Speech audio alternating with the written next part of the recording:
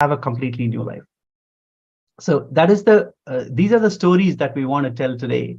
And you see so many people here eager to tell their stories.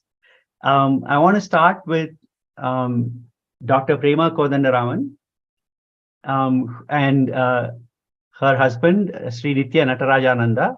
And both of them are going to share their stories on their journey with Swamiji, how they came to meet him, and how his presence in their life has transformed them. So first I'll start with Dr. Prema. Dr. Prema, you are Nithyanandam, so nice to see you.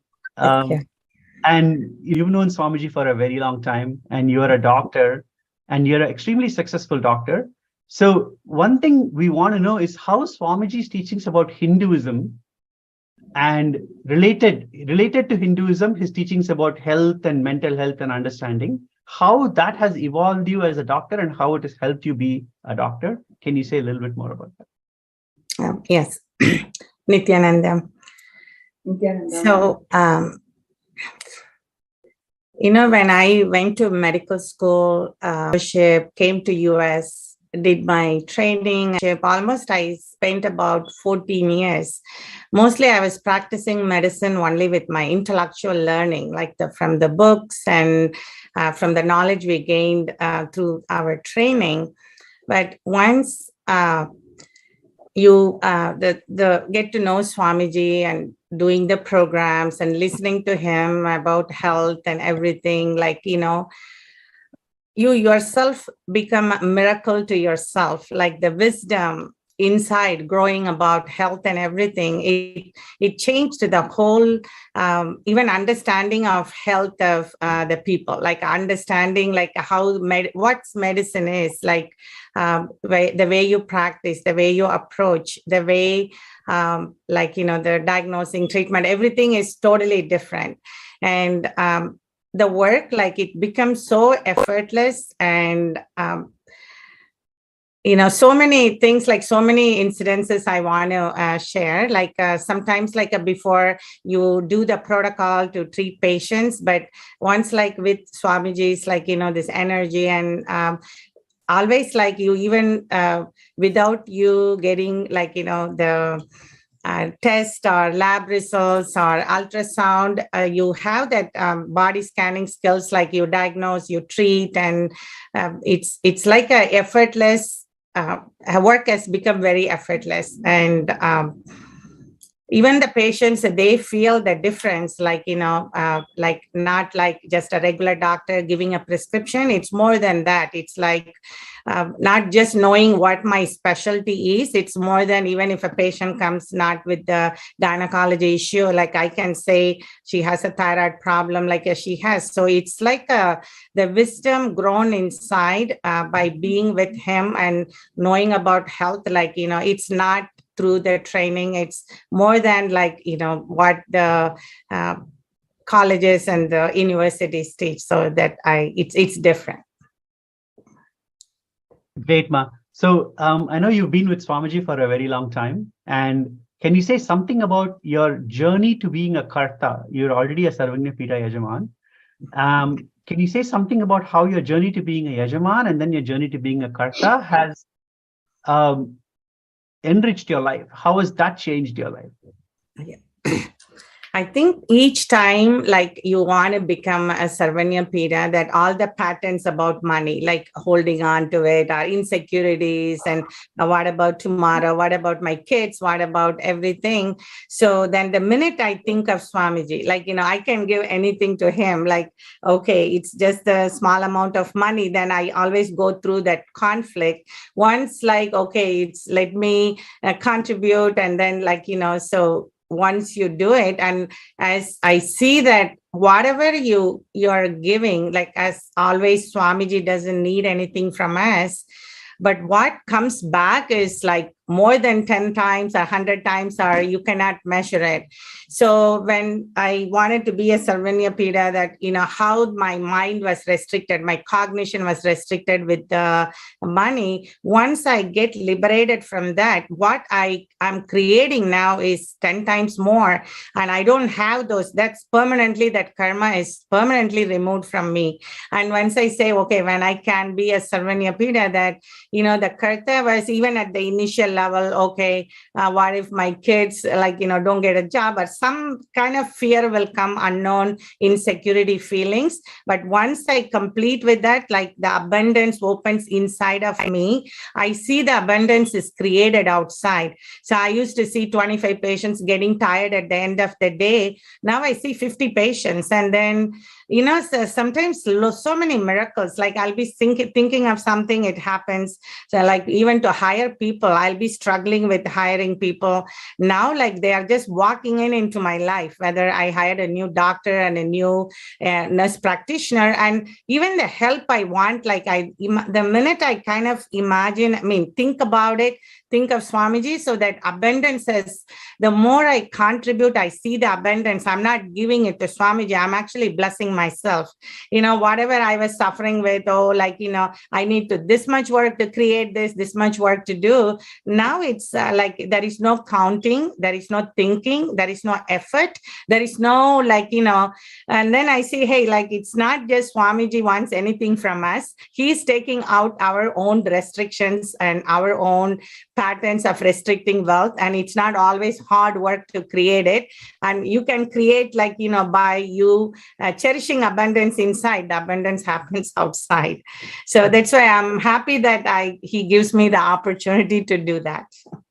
That's great, Ma. I think this is the testament of Swamiji and also the ecosystem that he has created here in LA that allows for people who even come to the temple to feel this and get connected to Swamiji. Thank you for sharing it.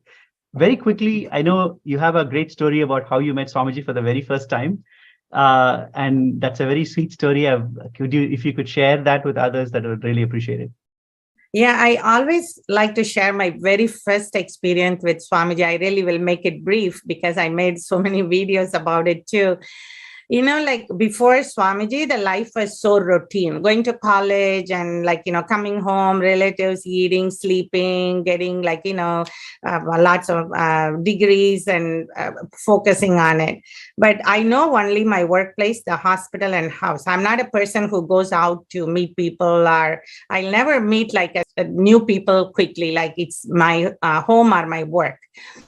I know I always how that compassion of Swamiji, to come to the workplace where I have to see one of his disciples as my patient, and I had to do a surgery. And in the waiting room, Swamiji with few other disciples were waiting as a family to her. And I just went and casually met him, shake his hands, and started talking to him in Tamil. And then he said, oh, where are you from? I said, my grandparents are from Tiruvannamalai. He said, oh, you're from Tiruvannamalai. I'm from Tiruvannamalai. So those introduction, even though it was very casual and friendly, and that kind of turned my whole life like an instant connection and an instant love. And I don't know who he was, but I never met something like him in my life. That curiosity grew. And then I just started going behind him in LA, everywhere, reading his books, listening to him. And it's like I was a stone and he made me like a statue, but it was so no pain, no effort, no effort on my side. The instant love has grown into a unlimited love towards him. And I know Swamiji showers back millionfold. So if it was not a hospital, I was wondering where could I even met him? So even his grace, avan arulale, avan thalpaninde. So that's, I think it's this life's blessing to meet Swamiji in that way, that from that point, I was not focusing more on outer world. I started focusing, okay, it's all inside of me, in me, and Swamiji revealed so much for my transformation. That's so beautiful, Ma. And I wanted to translate the sentence that you said, Avan Arulale, Avantal Vadangi, which means even to fall at Swamiji's feet, to worship him, you need his blessing, right? So I think the key thing is everyone who is here in today already have received the blessing. So we just have to fall Yeah. at his feet. That's it. I think that's the key thing. Anybody who comes to in contact with Swamiji, who's heard about him, watched a program, he's already blessed you. We just need to now take that blessing and make that a reality in our life. It's a very simple step forward. You take one step, he takes the next million steps towards you. Thank you so much, Ma. That was so beautiful. Yeah. Now, I would like to ask Sri Nithya Natarajananda to say a few words. I know he's an entrepreneur and he is a really successful entrepreneur in the LA area. And Aya, can you say a little bit about your journey to being an entrepreneur? Maybe we can start with your journey to being a Hindu first, and then we can talk about your journey to being an entrepreneur. If I might add here before Sri Natarajananda starts, he is also the force behind Dr. Prema Kodanraman. While she is the doctor attending to the patients, he is the person who takes care of all the other sundries, all the other aspects of their business and things like that. So together they have a beautiful journey with Swamiji's blessings. Yes. I would definitely say that because of being with Swamiji, we definitely are a force behind each other. I mean, how much she had contributed for me to change also is tremendous. Yes, we've been behind each other, supporting and being part of this beautiful journey with Swamiji. Yes. Like Muktika was sharing at the beginning, I also grew up in a Hindu family, but my formative years, I was agnostic, being part of the Dravidian movement, didn't care about, because nobody has introduced me to Hinduism, right? What it means. Nobody was there to answer my intrinsic questions about life, spirituality, and more importantly, Hinduism, deity worship, and all that. And but I was like any other kids growing up in India. You follow your parents, but you were not at the being level connected, because you didn't at the intellectual level understand the context, what it means to be a Hindu. Until I met Swamiji through my Prema meeting him, and then she brought me in. Everything has changed. It actually goes to speak about the importance of Kailasa. If one person grew up in that environment, even though I grew up in India, I was so ignorant, right? It's so important that the Kailasa as an ecosystem has to reach. And everything we could do in our capacity, with our time, talent, and treasure, to ensure that happens is our number one priority in life. Just okay, what does that mean to not only understanding Hinduism, but once I started imbibing his teachings, his cognitions, how I changed all my patterns and started manifesting. Just give you one example, I used to, just like my dad, was just an engineer, like a software engineer working for a company 9 to 5, a typical Indian-born employee in the US. That was my life. But since Swamiji, I literally do 10 different things. It's got nothing to do with my bachelor's education. It was nothing to do with my master's education. It's all about life.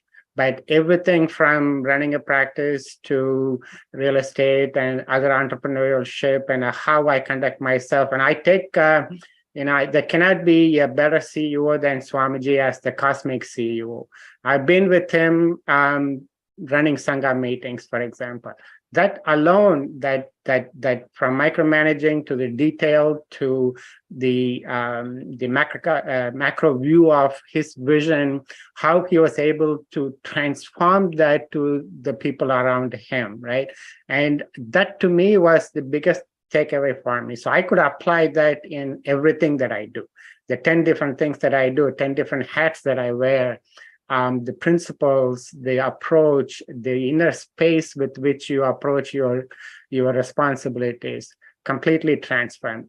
So that's an example of how the Hindu way of living, being part of the Kailasa, has affected me, has changed me personally, right? So every day I think about, hey, if I can benefit like this, there are literally billions of Hindus and billions of other people who are seeking something like that. And that's why Kailasa is so important. And we are so blessed being part of the Kailasa Los Angeles. I can share stories about how Swamiji started the temple, the programs he conducted, the personal space that he shared with us. Amazing journey, and I'm extremely blessed and full of gratitude for how he had transformed me personally. Yeah. Thank you, Aya. Could you say a little bit more about, you initially touched upon this relationship between Dr. Prema and you, right? And I wanted you to say a little bit more, maybe both of you, both Dr. Prema and Kumaraya, you can talk about how being with Swamiji has evolved your relationship with each other. Because I think that's a very important part of life that we tend to miss out on. Like, people don't understand how Swamiji doesn't transform your work, transform you at work, transform you in terms of wealth, but also health and relationships. Yeah, even a couple of days ago, there was a family discussion about love marriage versus arranged marriage, right? And in that context, we were obviously arranged marriage, but we in fact, one of my friends used to say, hey, you fall in love after the marriage in the Hindu tradition kind of thing. But after Swamiji, and probably we were 10, 15 years into our marriage before we met Swamiji. And then he transformed in our own way what it meant to be married to each other, like fulfilling each other's desires, eliminating each other's fears, pointing out, in fact, I use Swamiji, for example, had completed us, taught us about completion all along without for a minute making us feel that we were incomplete. Right? It is such a profound way of transforming somebody. And that's how I see our relationship as husband and wife, as parents, transformed. Yes, there will be like a typical marriage, there will be disagreements, words exchanged and all that. But those, it even to cognize that, hey, when, yes, like Prema was talking about, when you are trying to chisel a deity out of a stone, there will be pain, right? That actually strengthened us, they strengthened the relationship and made us to realize exactly what it means to be married in a Hindu lifestyle. From the way we cook, from the way we deal with our kids, from the way we deal with our outer world responsibilities. It's amazing, natural, organic growth along the way. I mean, I would, I talked to a lot of my friends about, hey, this is, in fact, we watch Sita and Raman almost every day lately, and we take that as an example, how they live the Hindu way of married life. And every one of the Sanatana Hinduism's principle about family, married life, and all that has definitely shaped our own personal life. And I think to add there is, being part of the ecosystem, how that has evolved all this for you, right? Can I say a few things? Yeah. I think before it's unconscious, insensitive, emotional, attachment, expectation. Once Swamiji comes, the signs of completion. Now it's selfless, loving, no judgment, and accepting. And it's like the completion science helps every family, like dropping our own expectation of, I think Swamiji's earliest video will say oh, you don't cut the other person for your expectation. It'll have pain and bleeding. But you are, by being sensitive, loving, you accept as it is. And then there is a like a flowering of like understanding and loving, but no expectation, no attachment, nothing. It's just pure love and helping their journey. And it's also living together and understanding that each one is there for their own purpose and own life, and understanding life as a bigger, not in a selfish way of, but in a bigger thing. And then usually even with my daughters, with my everything is has changed, and it's all Swamiji's blessing, the signs of completion. It's beautiful. Mom, Prema and I would like to ask you all, how are you feeling enriched by living in this LA ecosystem that Swamiji has created for all of you all? And how is that journey been? See, LA is our family, like, is our being, our soul, where Swamiji lives, where Swamiji's energy is. I think like I feel all our LA Sangha is more than anyone else. It's like a cosmic family. And no matter what, like you are in the outer world, what you feel sometimes, like, you know, you go back to temple, it's like an instant charger, like instant enthusiasm. Like, you know, you can't even compare. To be very lucky to be in LA and to be part of our temple, and to LA is like, you know, gave us a lot of miracles. To me, seeing him physically for a long time, and then to be part of our temple. And we have the great, like, you know, the Mahant and Sri Mahant and like all our devotees, like, you know, it's such a beautiful ambience, like Vatavarana for us to continue to live Swamiji's tattvas. Beautiful, Mom. One thing I want. Would you like to share your experiences? And how are you feeling empowered by living in the ecosystem that Swamiji has created? Actually, being part of the LA Kailasa over the years, it extended my, you know, what I previously talked about, you know, taking ownership of something and taking it to completion, no matter, you know, whatever failures that comes along the way, that the enrichment that happens inside myself to take on tasks that you wouldn't even dream about taking on before. You know, the renovation to when we install the new deities, how manifest so many things. It's just like 0.5% of what Swamiji did when he initially started the temple.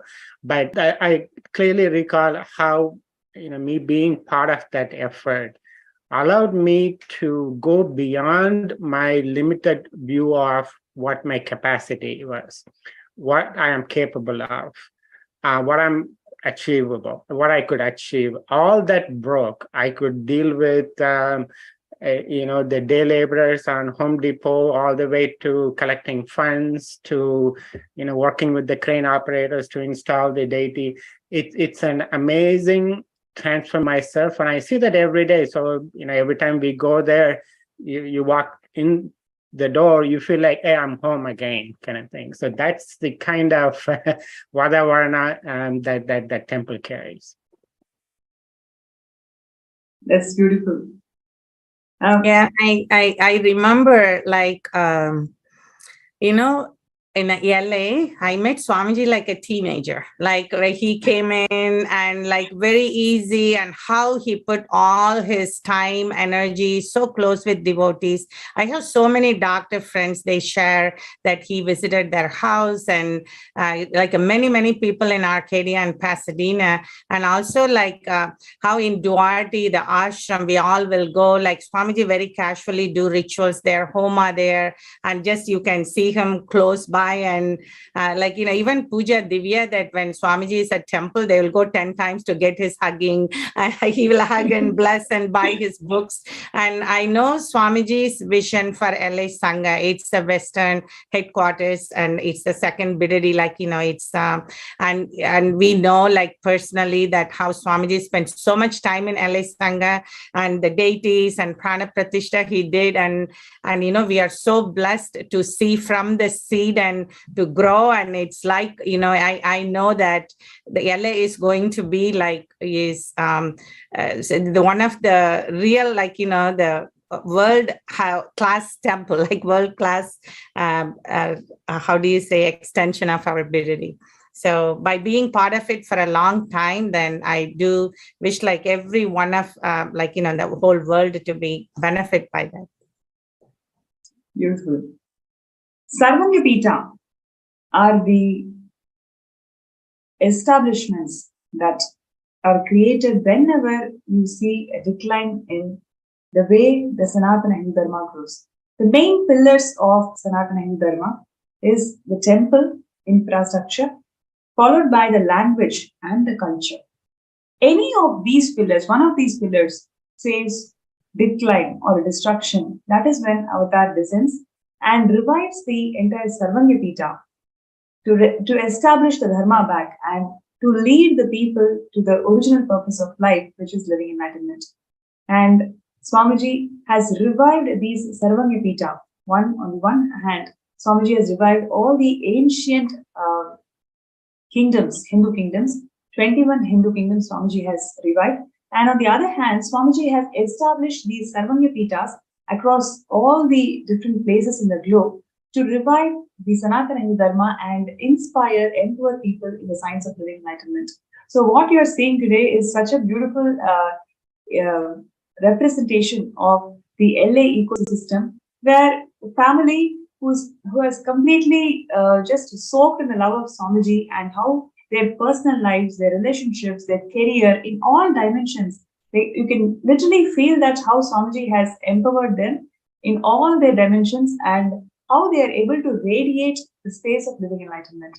And this is exactly what will happen when Kailasa is established in every part of the world.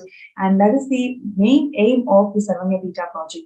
Establishing these ecosystems all across the globe and making the every product of Sanatana Hindu Dharma in a user-friendly manner. So I request all the participants and viewers today, if you feel inspired to be part of this Sarvanyapita project, you can sign up in the intention sksjp.org, and we are going to be having many more powerful sharings of LA ecosystem, how this ecosystem has empowering them in the individual capacity and globally also. So next, we're going to be having Mamukta and Mukta, would you like to share who are we going to bring in the panel today? Next. Thank you, Ma. SJP, vision of SJP is so powerful, what you shared. I feel that everyone has to be part of it, right? It is like when Sri Krishna established his, dharma into the world. There are people who stood with him. There are people who stood against him. And then there are people who stood neutral, right? Today, who do we remember? We remember the people who stood for him. And the people who stood against him, we remember, but not for good reasons.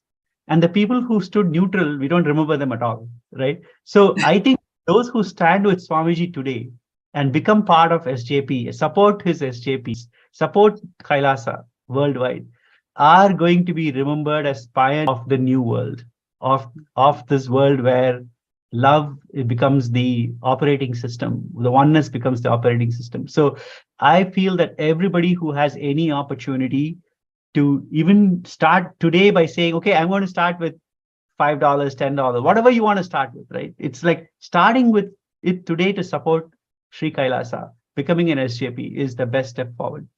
So one thing I want to do now is we will show a small video. Now that we heard a little bit about LA temple and the Kailasa LA ecosystem, let's watch a short video about Kailasa LA.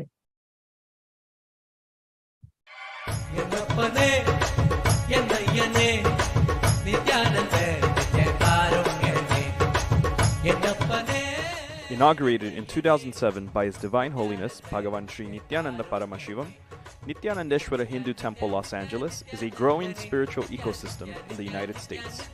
As Tirtha Sthalam and Punya Kshetra of Nithyananda Sangha, this temple is the home of more than 50 deities, including some of the largest murtis of Rajarajeshwari, Venkateshwara, Sadashiva, and Parashakti. His Divine Holiness himself performed the Prana Pratishta and Kumbhabhishekam rituals during the temple's inauguration in 2007.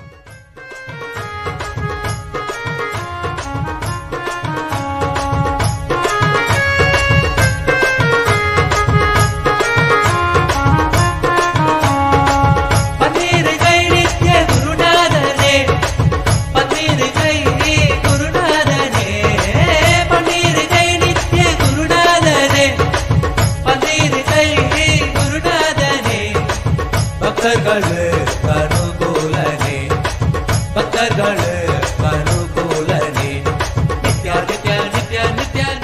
the blessings of His Divine Holiness, the LA Sangha has continued to maintain the temple rituals for the past 12 years, including offering daily Abhishekam to Sri Nithyananda.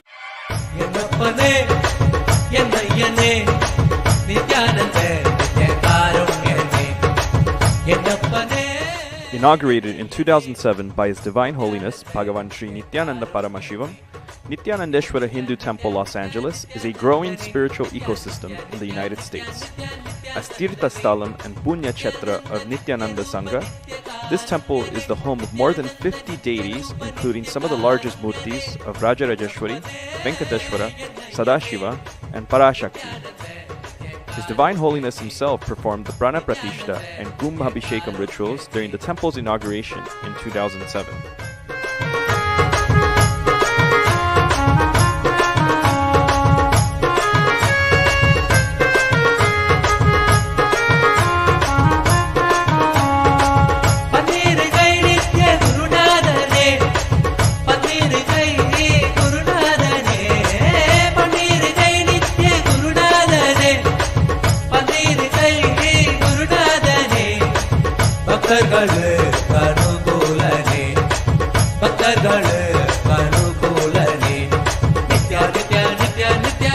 With the blessings of His Divine Holiness, the LA Sangha has continued to maintain the past 12 years, including offering daily Abhishekam to Sri Nithyanandeshwara Paramashiva Linga, observing major Hindu festivals such as Mahashivaratri, Kartigai Deepam, Navaratri, Diwali, and many more, while also performing homas and other services typically offered in Hindu temples.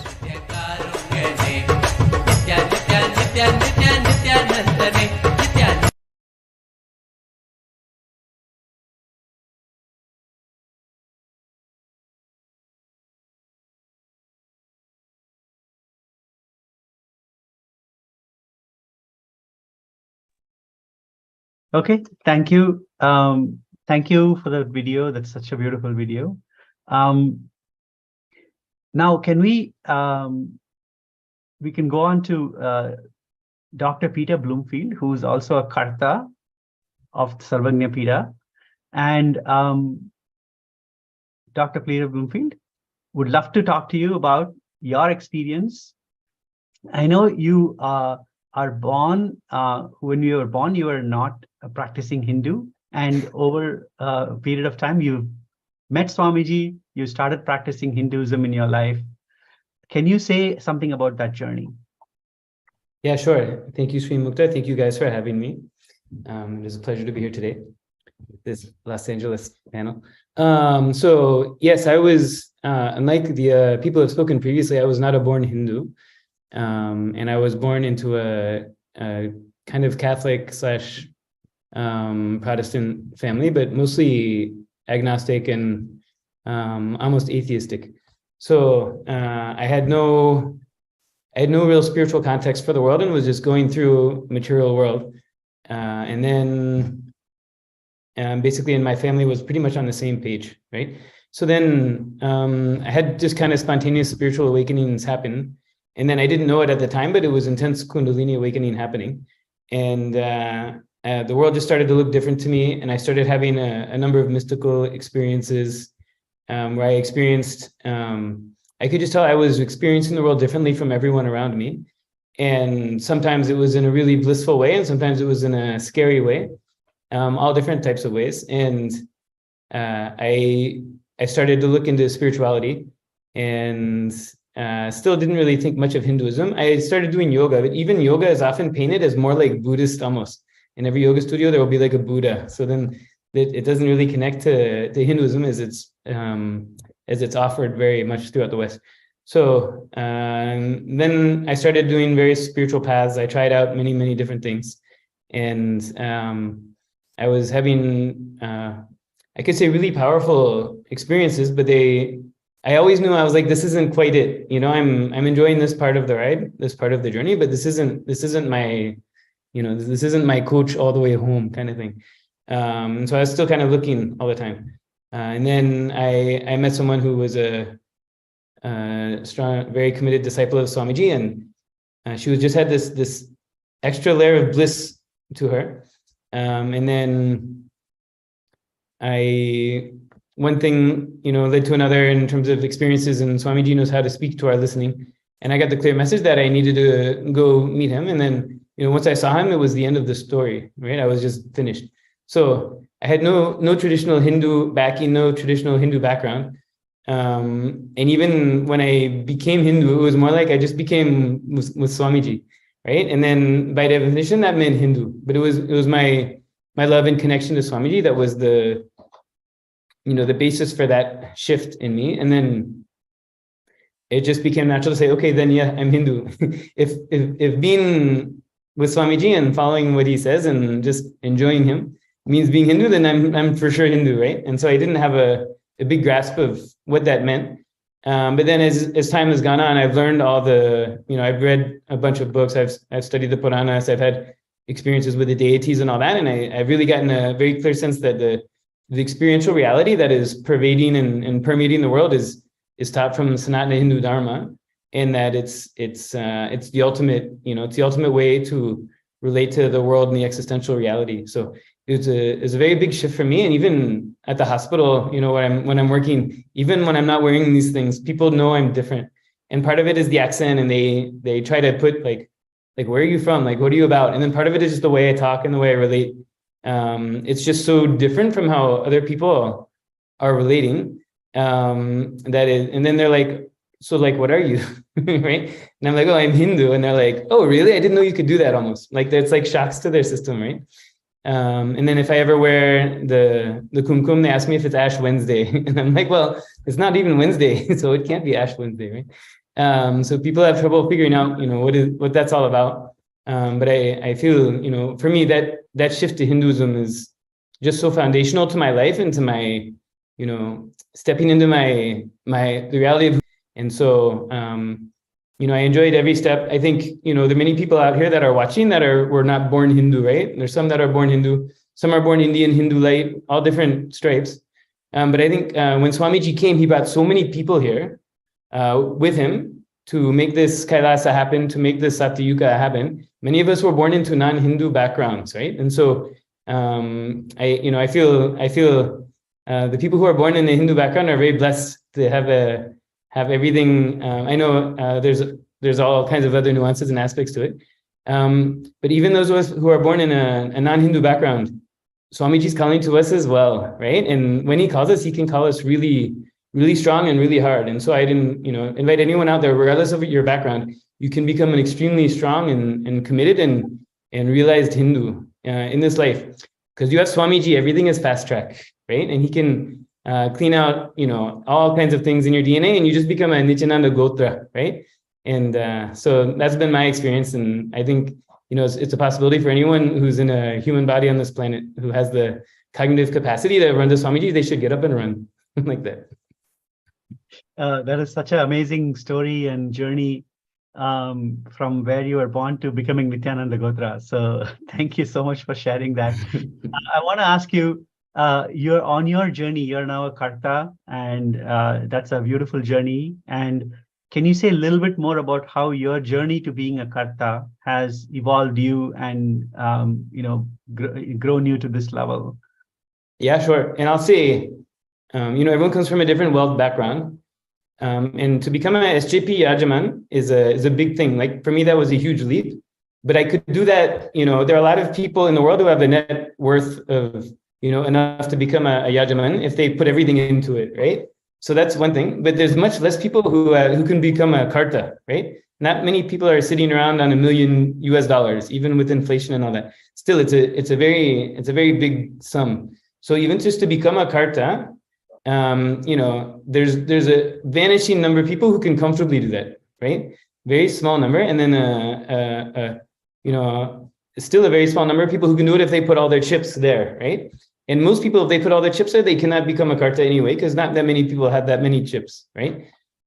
So to be a Yajaman, I just had to put all my chips in and say, okay, fine, let's see what happens, right? But then to become a Karta, it took something else, right? And I didn't have a strong cognition that I should be done with Swamiji. And I'll do whatever, he wants and whatever it takes and all that, I'll just do it. And so I got, basically I got the combination of a logical investment that I think should make sense logically.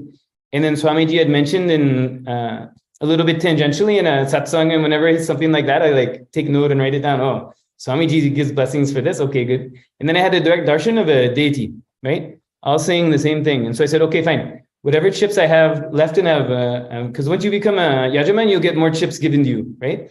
So you just naturally will come into more wealth. So I took all that and I'm like, okay, fine. I'm get it from all sides, logically, cosmologically, everything. I'll just put all this into this. And then boom, suddenly like, oh, I can become a karta. And at the time when I could become a karta, or when it was time, I could have become, I had more than was needed, right?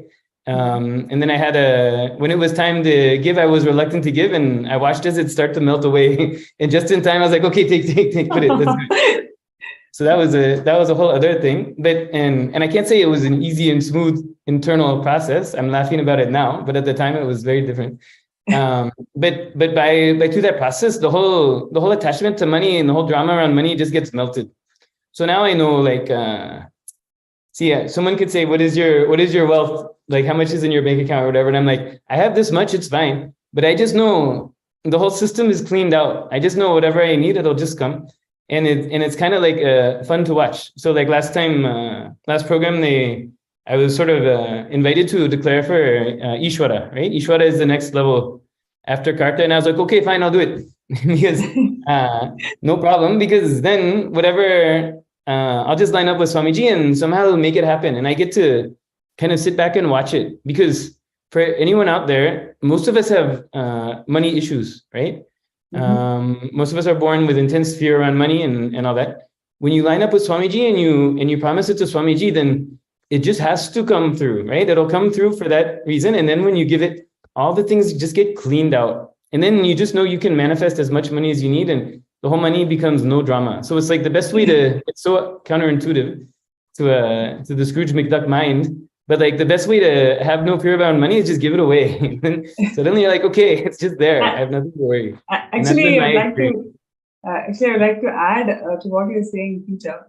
Swamiji recently shared that there's not a single person bankrupt by giving.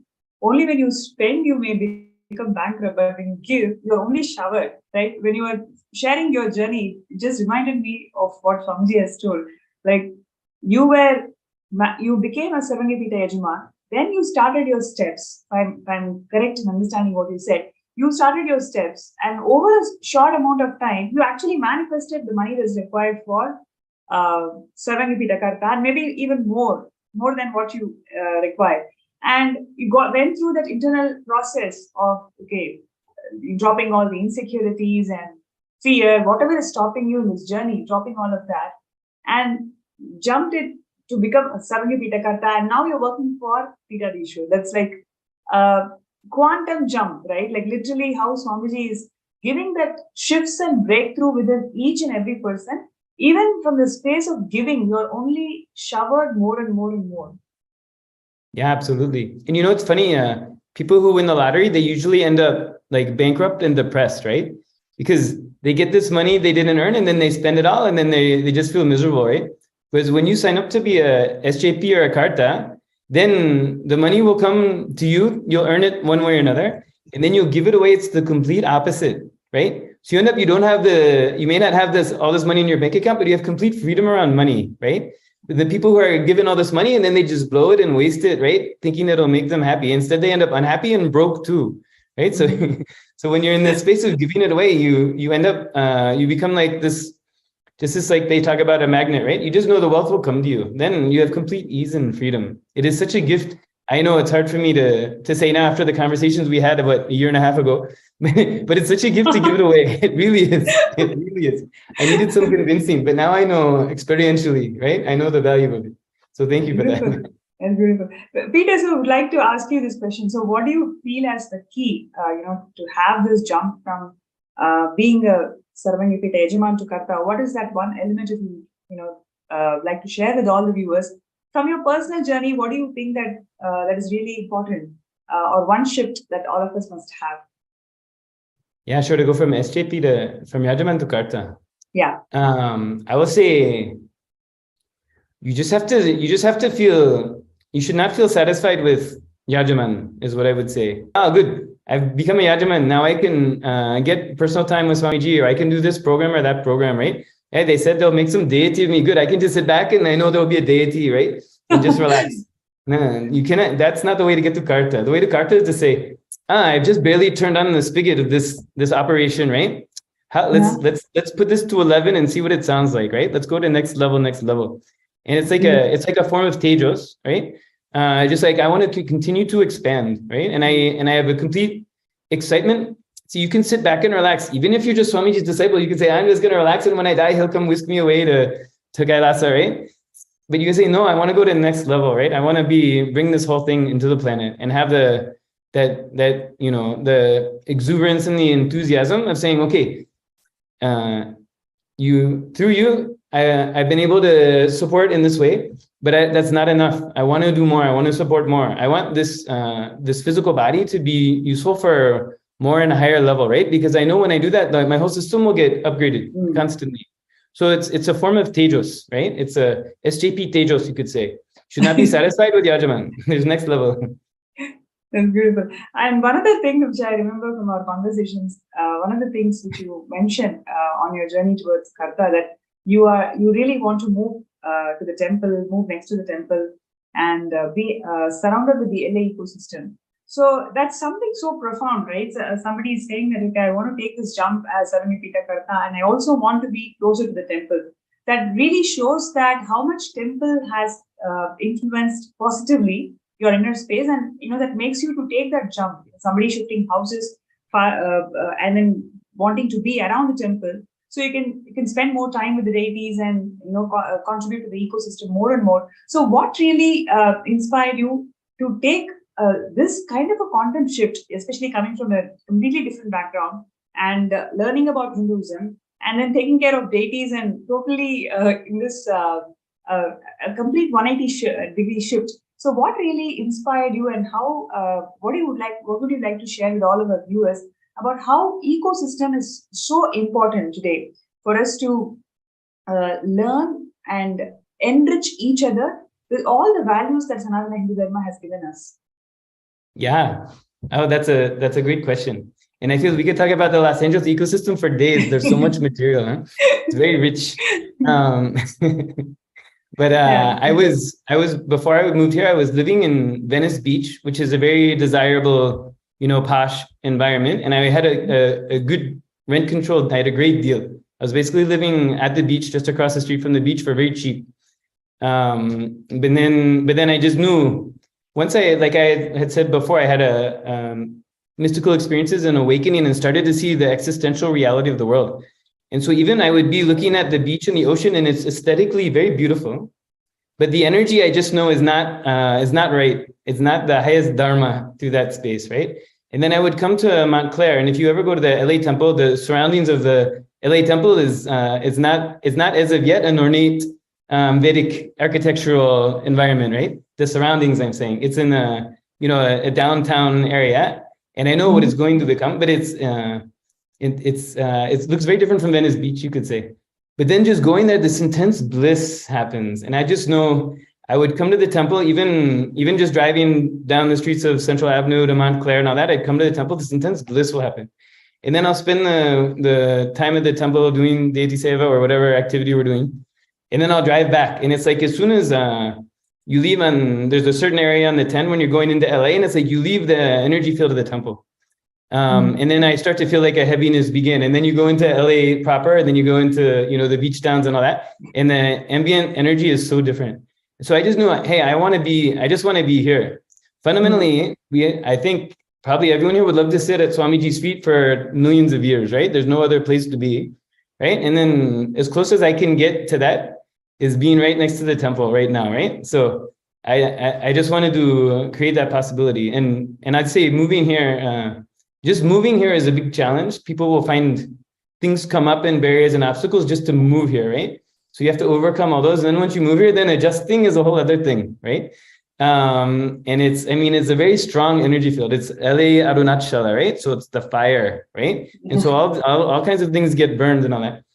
And then I really feel the last few months, I'm just very settled and very blissful and excited here.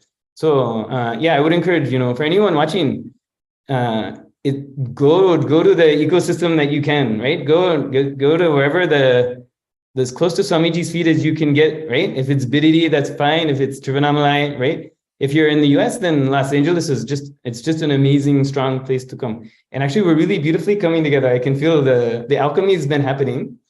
And I really feel 2023 is a breakthrough year for us. So it was a big jump. It was 2021, mid 2021. I was doing them both, right? I didn't know I was doing them both, but I found out I was doing them both. And I feel so grateful to have done it. I'm very excited to see what's next. That's beautiful, Peter. And see, one of the things that really struck me when Peter was sharing is how the ecosystem supports that spiritual journey, right? Though there are so many places in and around LA, when he moves towards the temple, he is able to feel himself so centered. And that is exactly what Swamiji is doing by establishing these Kailasas all around the world. The impact that Swamiji is giving by these Kailasa ecosystem, it happens in all three levels, whether it is an individual level or at an ecosystem level or at a national or global level. So every single contribution towards the Sarvanyapita is actually towards establishing all these Kailasas around the world. So would like to invite all the participants and viewers, if you're feeling inspired that, yes, this is a beautiful thing that's happening in the world, when the world is facing so many issues out there, we don't have proper solutions for mental health even till today. We don't have solutions for hunger. We don't have solutions for so many other global problems today. But Swamiji is resolving all of these issues by providing authentic solutions from Sanatana Hindu Dharma.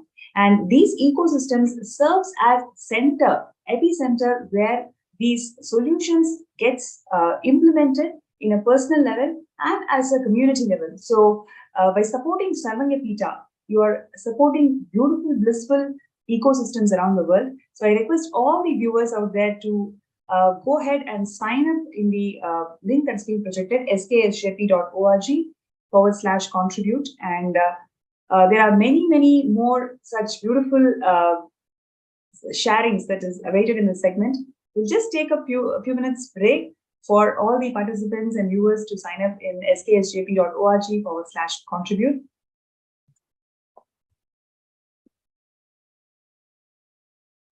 And if you have any questions towards LA Temple, or how do we become part of LA Temple, and what are the things that you can learn if you want to visit LA Temple, all these questions, you can also post them in the NPSM group that's been projected in the window. You can actually, the QR code is being projected, so you can scan the QR code. You will be led to a Facebook page, and you can post your questions. And we have the Sri Muktaya who are here, and they can directly answer your questions. So all your questions and feedback or whatever comments you have about LA ecosystem, feel free to post them in the group, and we will go through all your comments.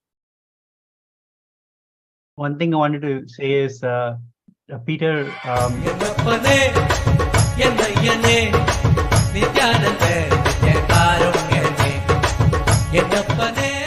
Inaugurated in 2007 by His Divine Holiness Bhagavan Sri Nithyananda Paramashivam, Nithyanandeshwara Hindu Temple Los Angeles is a growing spiritual ecosystem in the United States.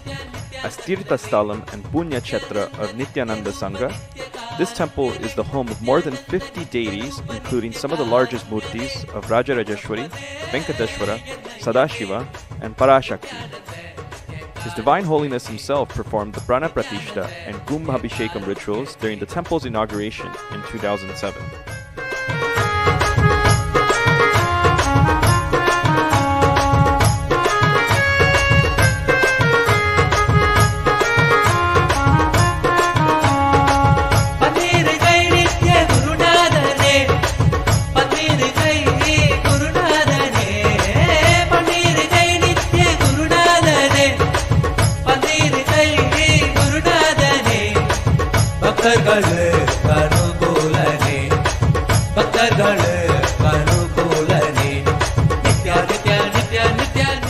the blessings of His Divine Holiness, the LA Sangha has continued to maintain the temple rituals for the past 12 years, including offering daily Abhishekam to Sri Nithyanandeshwara Paramashiva Linga, observing major Hindu festivals such as Mahashivaratri, Kartigai Deepam, Navaratri, Diwali, and many more, while also performing homas and other services typically offered in Hindu temples.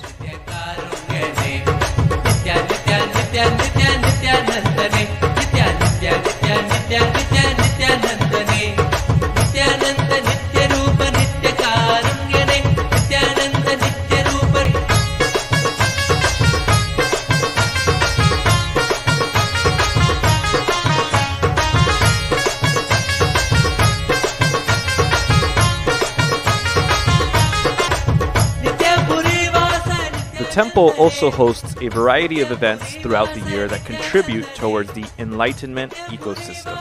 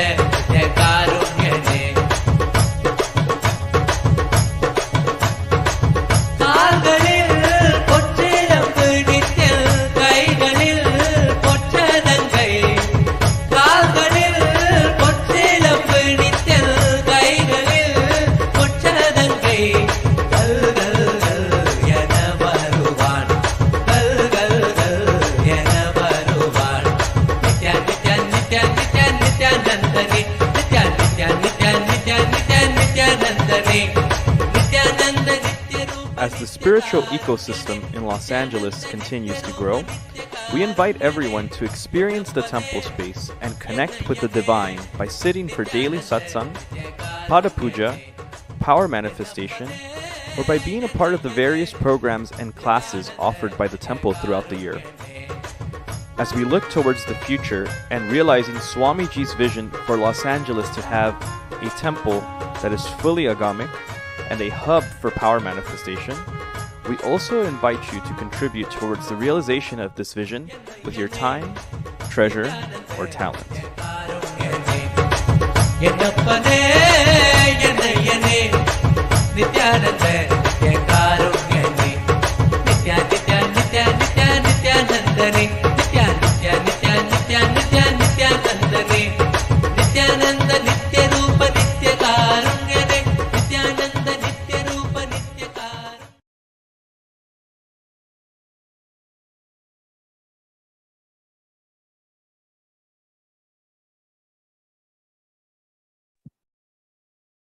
Yes, that's really a beautiful video. Like, just you can just feel the energy and the celebrations that happens in the LA ecosystem. And we have here Sri Muttaya and Mamuktika, who are joining with us today, sharing many such beautiful events that's happening in LA ecosystem. So I request all the viewers, whatever questions you have, whatever comments and feedbacks you have, you can post it in the MPSN group that's being flashed on the screen now, and we will get to the get to those questions, and they're going to answer live. So can we take a look at the FB page?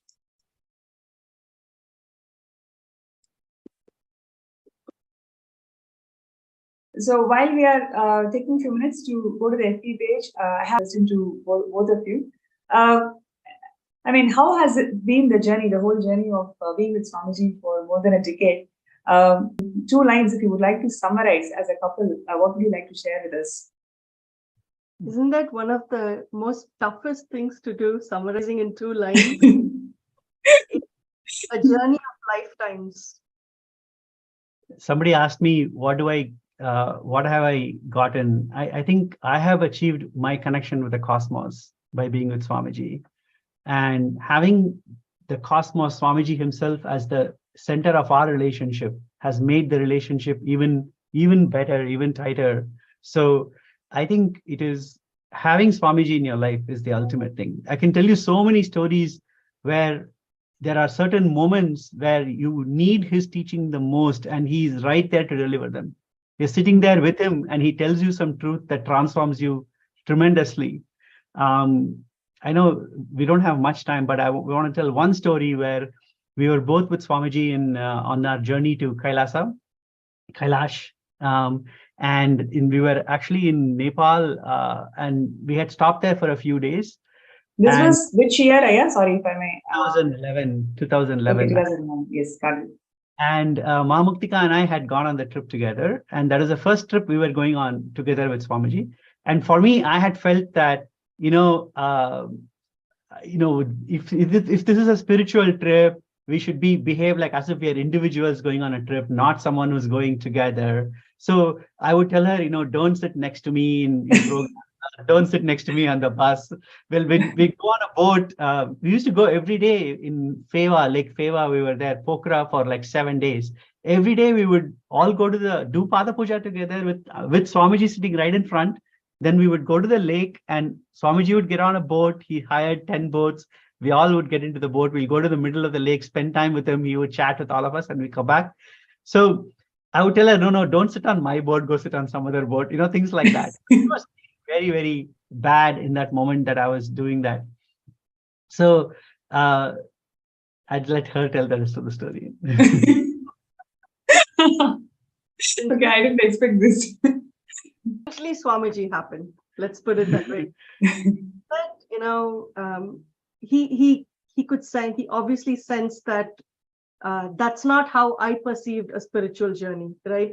This was the very first time both of us were on a trip together. Normally, I take care of the kids and he goes, or he takes care of the kids, and then I would go for the trip. And this time we went together and be there in the journey with him. And when this was happening, and ideologically, there was a fundamental difference of opinion. And it was not helping me feel that I was on this journey that is going to make me feel good, or that I was getting something out of it. It felt like a challenge right at the get-go. And I didn't have words to express this. How do you share this, or how do you try to come out of this conundrum? And during one of the meditations that we were doing in front of Swamiji, he was putting us through meditations. And at that time, towards the end, there is a part of gratitude.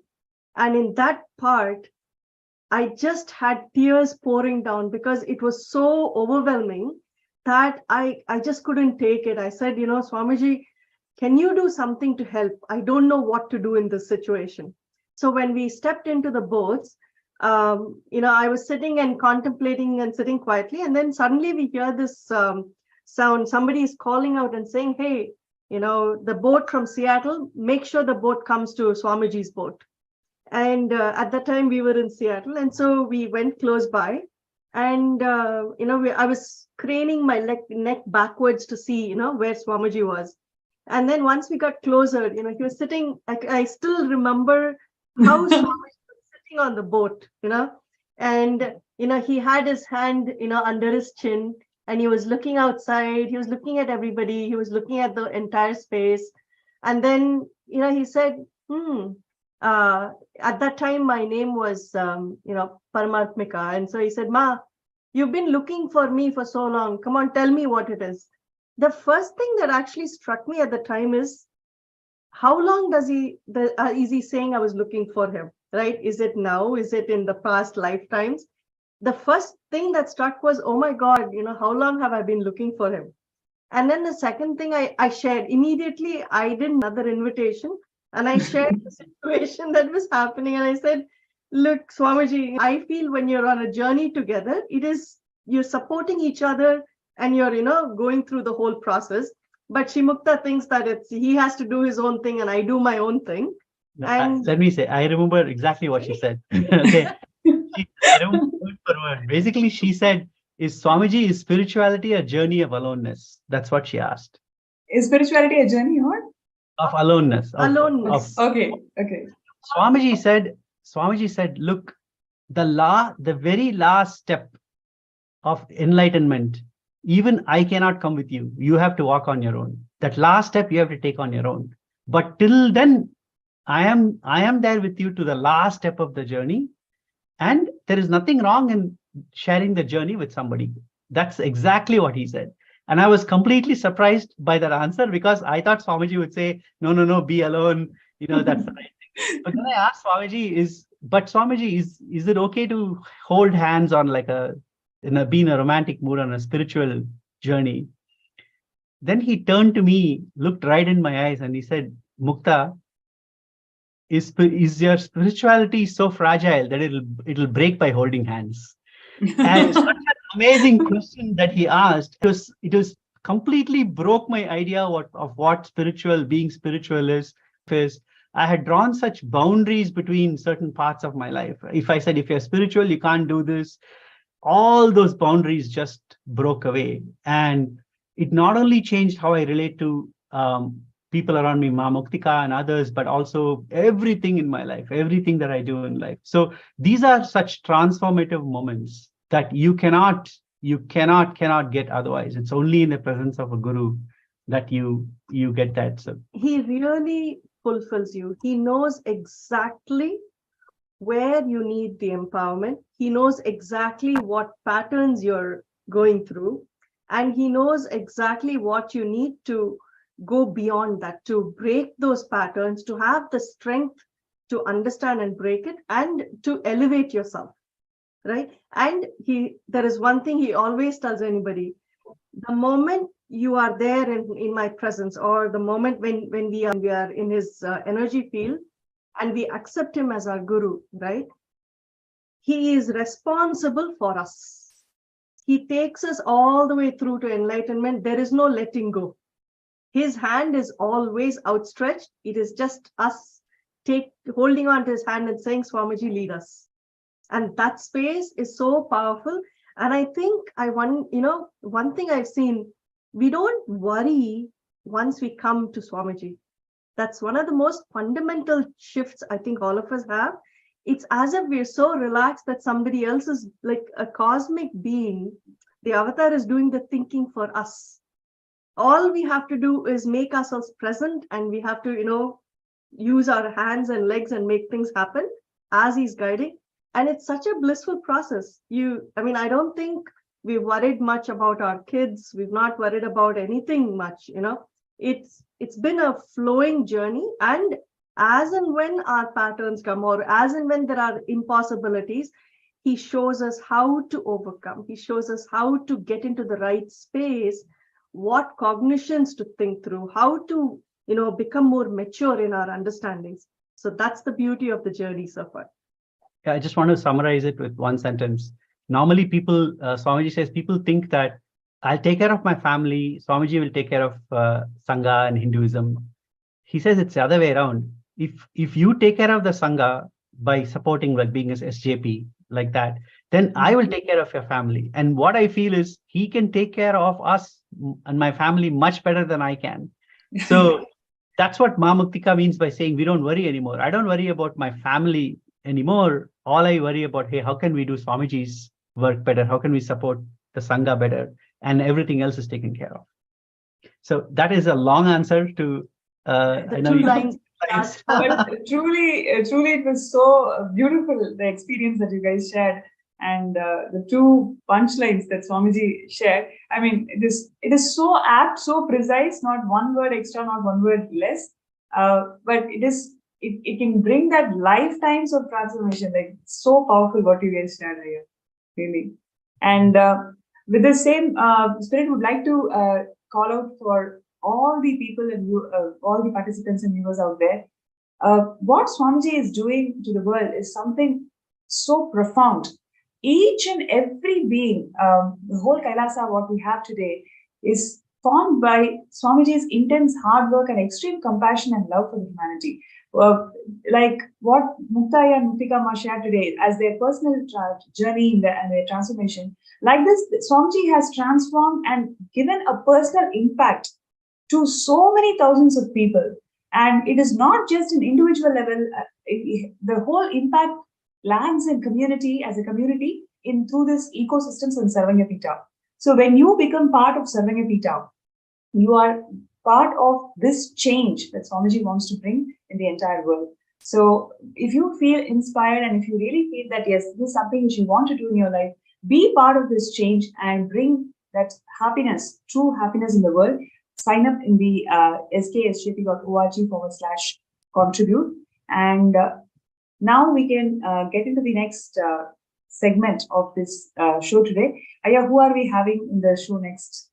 Thank you, Ma. One thing that you said before we went with the previous, after Dr. Peter had spoken, you talked about how Swamiji is transforming so many different aspects of this world. Yes. One aspect that is very important is youth. And the contribution Swamiji has made to youth, how young people can step up and to the next level. One thing I always think is how would it have been different in my life if I had met Swamiji when I was much younger, right?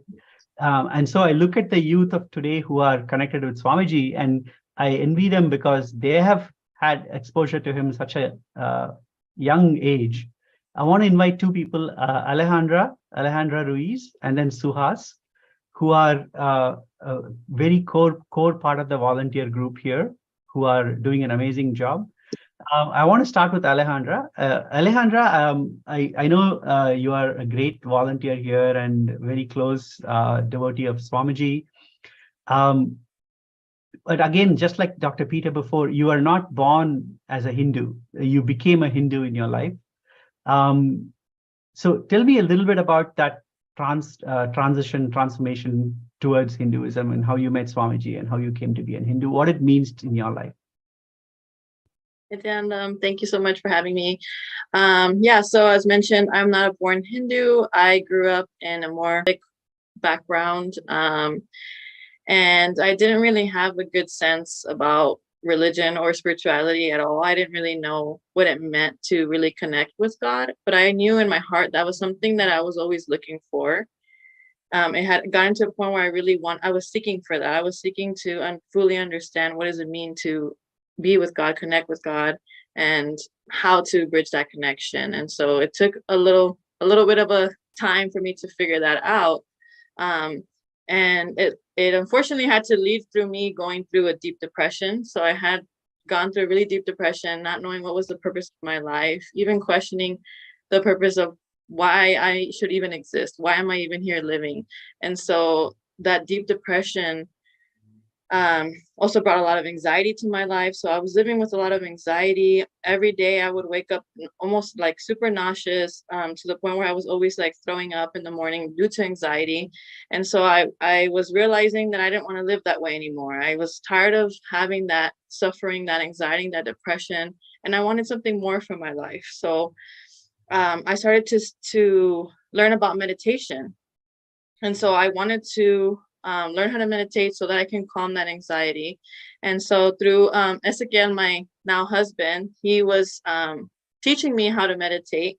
And so through that process, he was talking to me about Swamiji, and he did showed me his videos about completion. And so through that process, I felt really connected with Swamiji. And so I didn't know who he was or what he was about or anything, but whenever I would see his videos, I just felt really connected to him, and I would just start weeping. My eyes, I would just cry and cry and cry.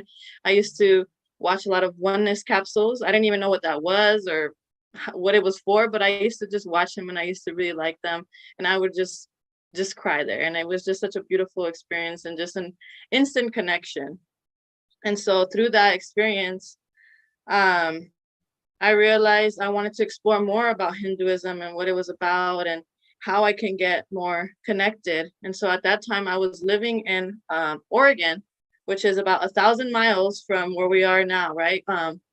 Near Montclair. And so I was in Oregon and got to do the Paramashivam level 2 online. And so after that, my whole world changed after that. I feel like I finally realized what it means to connect with God, Paramashiva, right? And to feel that oneness experience.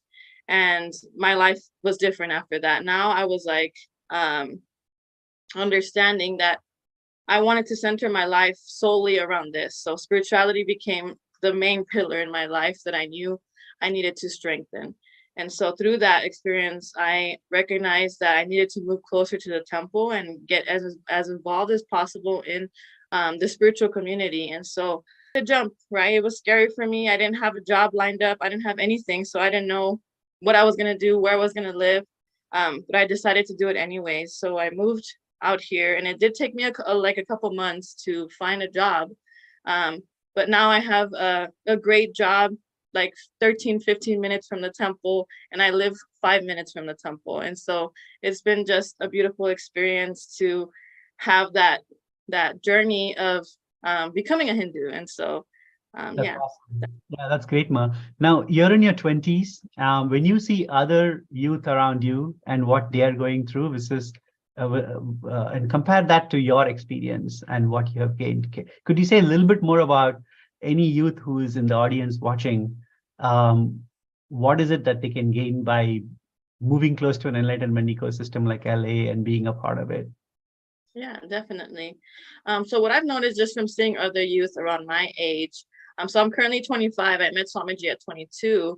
Most people around my age, I've noticed that what they're going through now is what I was going through before, right? Which is that anxiety, depression, feeling like they have no purpose, not understanding why they're here, and just feeling lost. And so through connecting with Swamiji and through the enlightenment experience and the ecosystem here at LA, it just brings so much bliss to your life, and it gives you a space where you can be your authentic self and have people to accept you for who you really are, and feel that unconditional love from Swamiji, because that's the first time I've ever experienced true unconditional love is through Swamiji. And so that's what most of us are wanting and lacking in our life. And so if the youth can just open themselves up to that experience, I know they won't regret it, because I definitely did not. And I know life is just for expansion, right? And I've seen it in my own personal life, how I've been able to expand, even within the temple,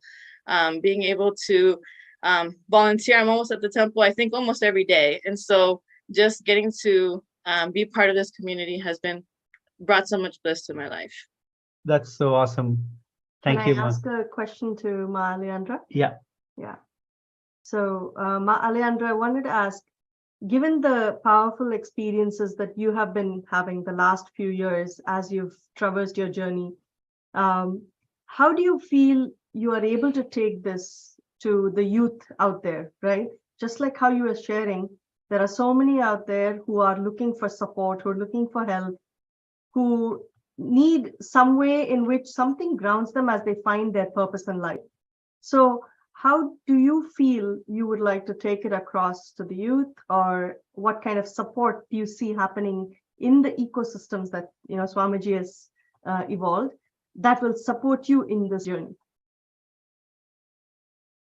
Yeah, I mean, I think I can see a youth group at the temple being started or something like that, which is something that I've been interested in myself, just like being a youth leader, showing for other youth how they also can be youth leaders, because that's how it starts, right? You see somebody and you get inspired and you're like, oh, I want to be like them, right? And I think me starting to now teach the Learnings from Living Enlightenment class, right? That's an introduction. And as to me as a youth leader, I can bring in more youth and share with them the Swamiji's words, right? And being able to bring that experience to them as it's happened for me. And so I think it's so maybe going out into the community and going out to places where youth are currently hanging out, colleges, anywhere, right? Where they're just hanging out, or meeting them where they're at, so that we can bring them in, because I definitely think it's something that all youth should experience, because it's definitely not a good feeling, that lost feeling, right? It's not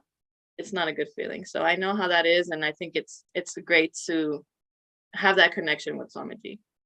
That's amazing. Thank you, Ma. Thank you, Alejandra. Now we'll bring in Suhas. Suhas, so I wanted to ask you a question. So I know that when you were, Suhas is our son. So he grew up with Swamiji, and of course he came with us to a lot of different programs, starting from a very young age. Suhas, can you say a little bit about how you came with us to the programs, but then you discovered Swamiji yourself? So, and that journey on discovering Swamiji and what does it mean to you as a youth? Can you say a little bit more about that? Yeah, definitely. So I met Swamiji when I was 9 years old, back in Seattle. He came to our house, and we met him. And I was kind of in that stage where I didn't know what was going on. Like we didn't even go to temples really before then. It was kind of just like we have. It's very common among Indians to have like a closet with the deities and stuff like that. So that was the extent of Hinduism that I knew. And even through the coming years, going to programs and stuff, I didn't fully have. I kind of got like a small understanding of maybe like ego or something like that, but I didn't fully have the context of what benefit I was getting. But the thing is that I realized a lot later is that Swamiji he kind of always had his arm around me, so to speak, right? He never let anything hurt me. Like it's only what I could maybe like see, like he had his arm around me, but I could see over his arm and maybe I could see something. And that's what bothered me. That's all the kind of agitation I had in life. But he was always kind of like protecting me, being like, when you're ready, this is ready. This is here for you. And I'll protect you until, even when you have it, I'll still protect you. And that's kind of the feeling that I have with Swamiji. So like, I would go to programs, and even like the power manifestation stuff in the programs. I've seen some pretty amazing stuff actually in these programs, but I always thought like, oh, it's not really for me, in the sense like I wouldn't be able to do that. That's kind of like for someone better. But the thing is, in the past few years actually is when I got more and more connected to Swamiji, and more connected to the temple actually. And I started coming recently, maybe in the past 2 months, I've been coming and helping at the temple. And it's been such like, it's crazy how I didn't see as much as I've seen now, being with Swamiji and seeing all this. It's like now I'm ready to see what he's offering, what he's been holding up to me this whole time, And so like going and doing seva and like helping out at the temple has been really great. It's almost like you're a car, and most of your life you're kind of in neutral and you're pushing the car with your bare hands. But when you're ready, Swamiji, like he has the gas for you, and you just got to put it in drive and go, And so, yeah. That's awesome. Now, we're going to ask the same question we asked Alejandra. What do you see in the youth around you, their struggles, and what is it that if you would want to support them and help them understand what is it to be with Swamiji, how would you help them understand that? I think Swamiji also said this once before, or maybe many times before, but it's just the practical aspect. Like we need to show them that what they start now as kids will grow into something amazing, the more and more they embody it, if like, yeah, because I know mental health is a big thing now and all that stuff, but Hinduism has all the answers, and especially Swamiji has all the answers. That's exactly what he said. He said we have to show the youth the Phalashruti, which means Phalashruti is the benefit of what you do. Mm-hmm. And after every puja, there is benefit, and we chant what the benefit of that puja is so that people know what you will get. Like that, I think we don't do enough of chanting the benefit that somebody would get from Hinduism. And pointed it out. Second thing is to know that Hinduism has answers for all the problems. And knowing that is very, very critical for youth. I think these are the two things that we have to share with the youth. And I think like what Alejandra and Suhas have shared, see, it is how they have applied themselves and, been present in the ecosystem. Yeah. That has made a phenomenal change and a difference to them, right? How they have utilized the energy and, the nurturing that they have received from the ecosystem that has propelled them forward to feeling successful, feeling empowered, and being able to let go and drop anything that stops them from being who they can be. And I think that's the beauty of it, that, the youth are the leaders of tomorrow. You are training now, you are, empowering yourself with Swamiji's blessings to take you forward, to be the role models, to be the leaders, and to inspire others. And how you have utilized the ecosystem to make that happen is a beautiful sharing that both of you have done today. Suhas, you also said something about power manifestation and the mystical aspect of being connecting with Swamiji.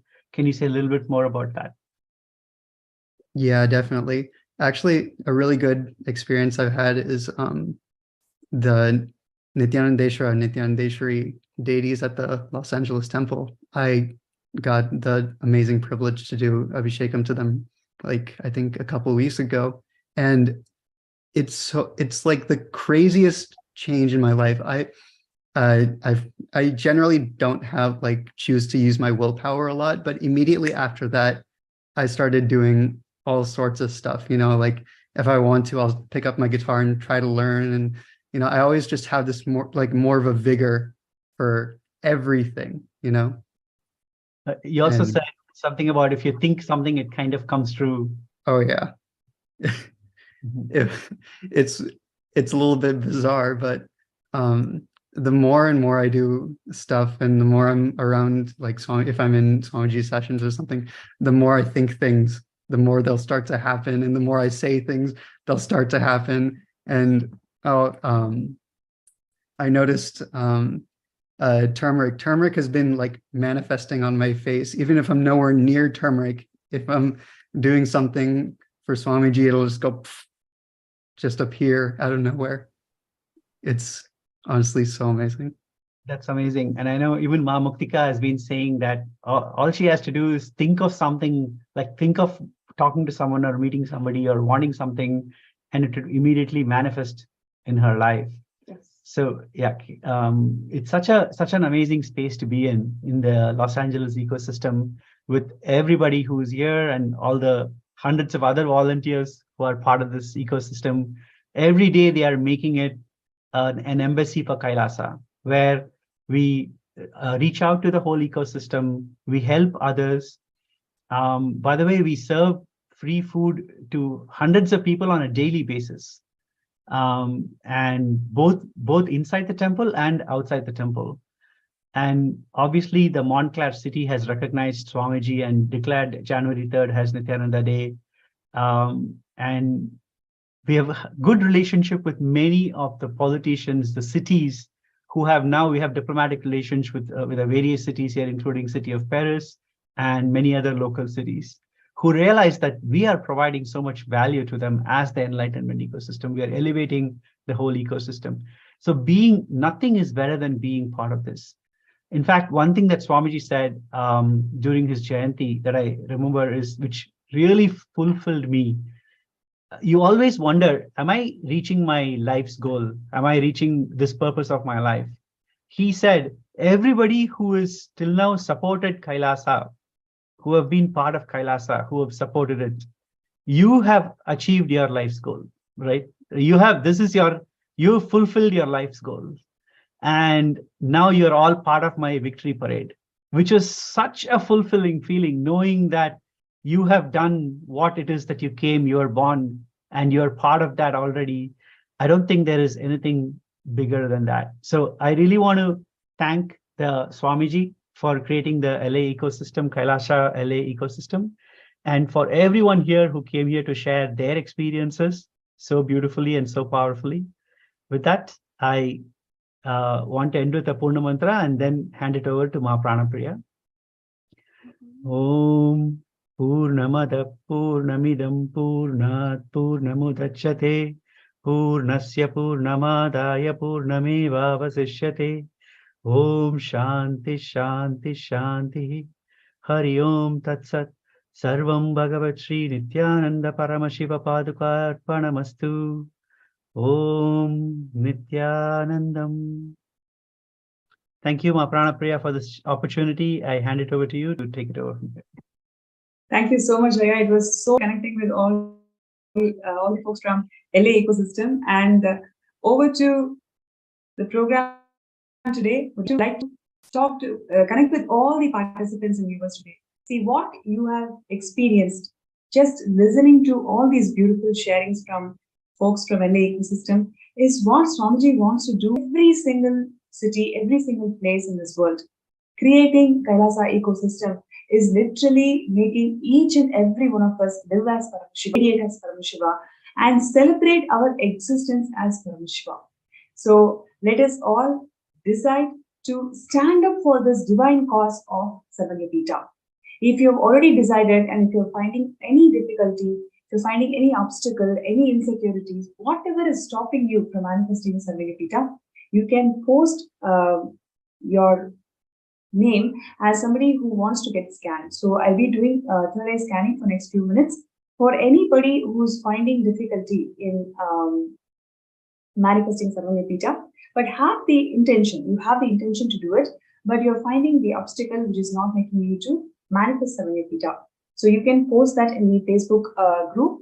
We have already, all you need to do is scan your QR code and then you'll be directed towards the Facebook group and you can post a message that you would like to be scanned.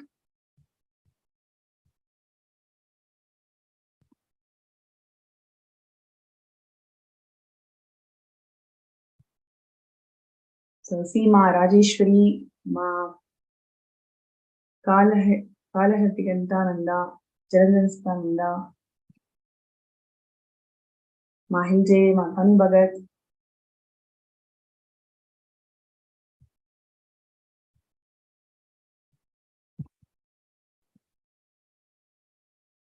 So requesting all the participants, whoever is finding difficulty in manifesting Sarvanyapita, you can post your name as a in the group and that you would like to get scanned. Lenzu,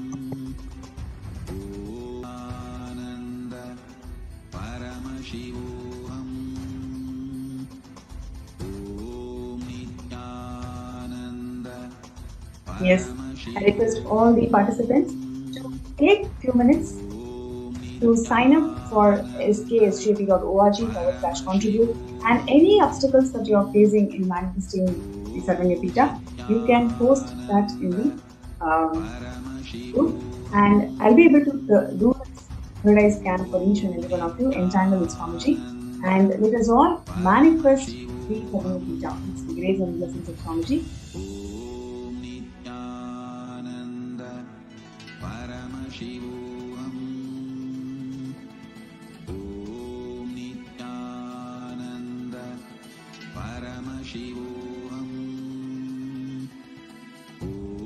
Okay, so we have Jun Namadeva Shivashakti from YouTube, so who has requested for a third eye scan. So I request Jun to please dictate, connect with Swamiji, and let us chant the Mahavakya 3 times.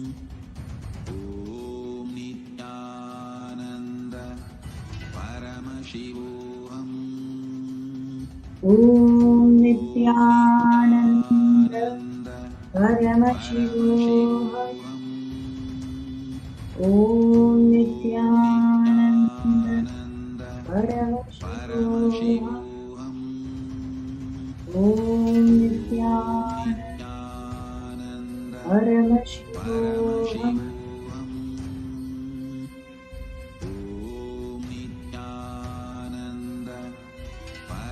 Yes. Jill, one thing that Swamiji showed very clearly was, see, the conflicts that you are having with your brother.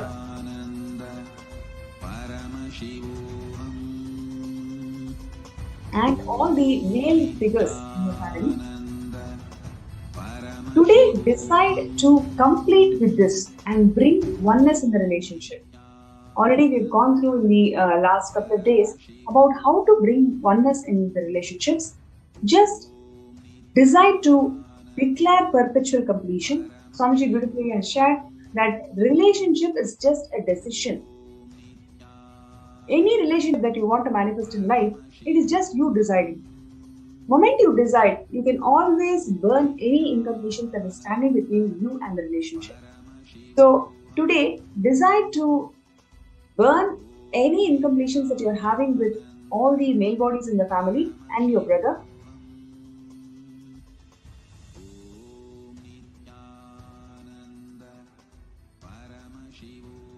Yes, and with Swamiji's grace and blessings, you'll be able to manifest Sarvamya Beta.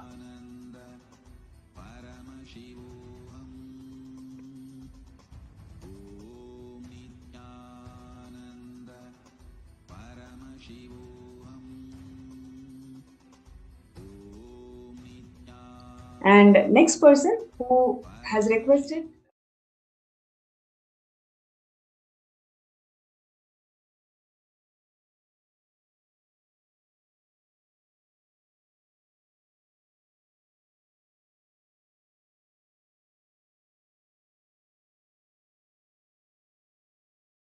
Okay, so I'm going to scan her.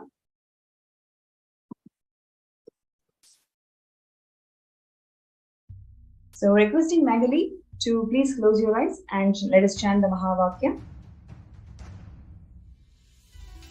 As Paramashiva, inhale and exhale deeply. Om Nithyananda Paramashivoham. Visualize, meditate, connect with himself. Om Nithyananda Paramashivoham. And dissolve. Om Nithyananda Paramashivoham. All my disciples, now I am initiating Salokya Mukti, Samipya Mukti, Sarubhya Mukti, Sayujya Mukti. Yes. Ma Magali Karun, one thing that Swamiji showed today was, see, understand the whole context of Sarvamya Beta. Swamiji has beautifully shared that only Tyagis can manifest Kailasa. It is not done by people who hold on to any insecurity. Only Tyagis, only strong Tyagis are going to make the Kailasa happen for the world. Today, you decide to become a Tyagi. When I say Tyagi, all the incompletions, whatever is coming in front of you, just to do a ferocious declaration that they are not part of you. The moment you start declaring ferociously, you will see the patterns do not have impact on you anymore. Literally itself will be able to manifest that. So now, I request you to decide to do Tyaga. Whatever you have today, just offer it at the feet of Swamiji, at the feet of Paramashiva. You will see literally how this will give you that quantum push. Whatever push that you are expecting in life, simply you will get it once you make this jump. So with this, we will go to the next person who would like to get scanned. It is Oza Gaharje. Okay. So, so we will now scan Ma Oza Gaharje. So requesting all the participants to be seated with your Mahavakya on.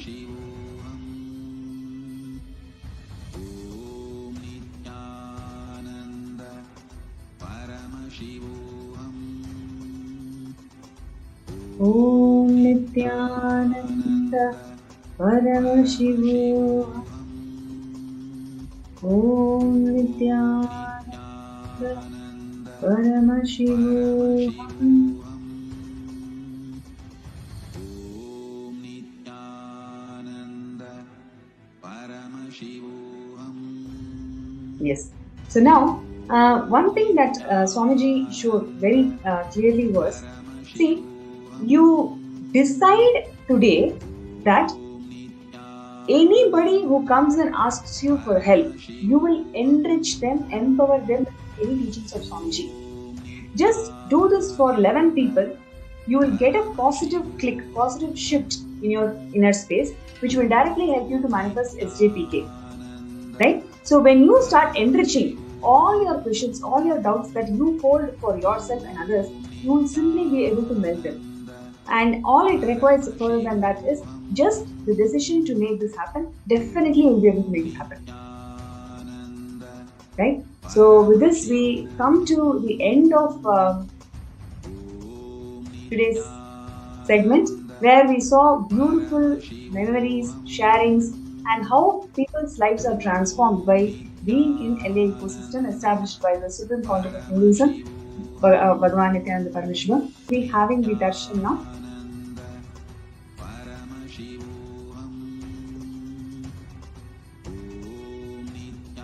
Most awaited moment of the day, we will be having the darshan of Swamiji. So requesting all the viewers and participants to please bring your friends who have been part of the same Zoom room. Invite all of them and let us get ready for receiving the darshan.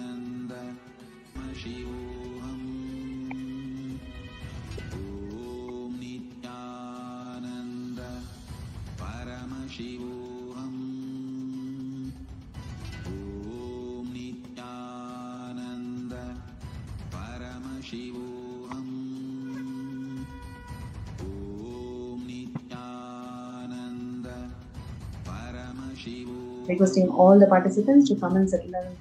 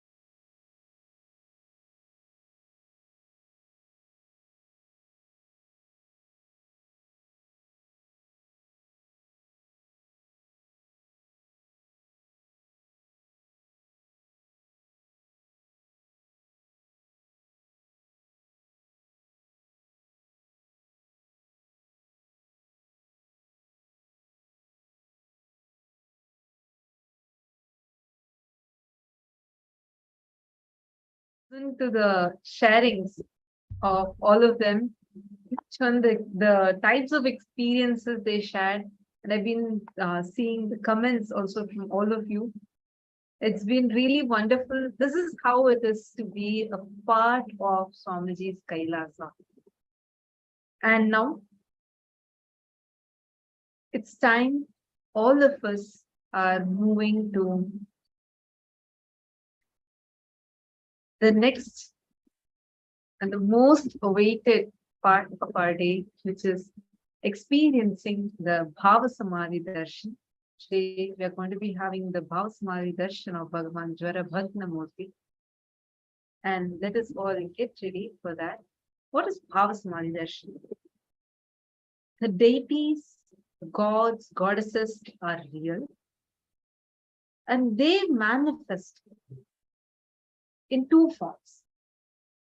One, is through the Archavataras, meaning through the deities to the temples. And one more are the Nijavataras, physical embodied form.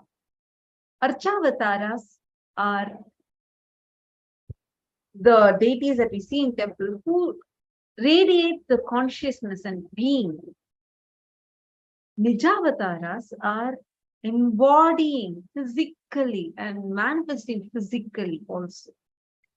Through the Archavataras, we can experience, we can connect with them, but unfortunately, because human beings are not mature enough, we cannot get higher level spiritual experience directly from the Archavatara.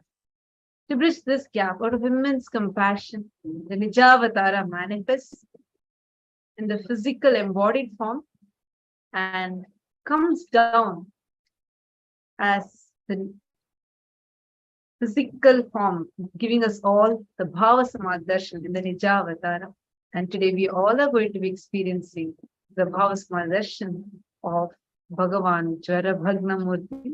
And today, every one of you that are sitting here with us and receiving the darshan, each of you are going to be initiated with the extraordinary power of healing, to be able to heal. And every one of you that have joined with us, every one of you that are sitting here, I request all of you to share with us how each of you are preparing for the darshan. Just take a selfie, take 2 minutes to take a picture and post on Facebook. And during the Bhava Samadhi Darshan, remember, directly face to face with the divine. So at that moment, any sankalpa that you create in your inner space, sankalpa means conscious resolution. So any conscious resolution that you take in your inner space manifests as reality. It is that powerful space where the mirroring of neurons, what we call as Shaktini Pada, which means when you see the avatar in front of you, the exact same neural activity that happens in the avatar's brain starts reflecting in your inner space. That means your brain grows, gets awakened to manifesting higher possibilities and powers in life. So during the Bhava Samadhi Darshan, we request every one of you that are here, that are sitting here with us, make sure you are taking part. You're continuously there in the darshan, sitting in front of the camera and receiving it, so do not miss. And now we'll all be entering into the Bhava Samadhi Darshan very shortly. We are going to be receiving the darshan of Vaidheeswara, Jwara Bhagna Murti, and the forms of Paramashiva, Purva Samhara Murti and Vishapaharan Murti. So let's all get ready. And we will now be chanting the Dhyana Shloka.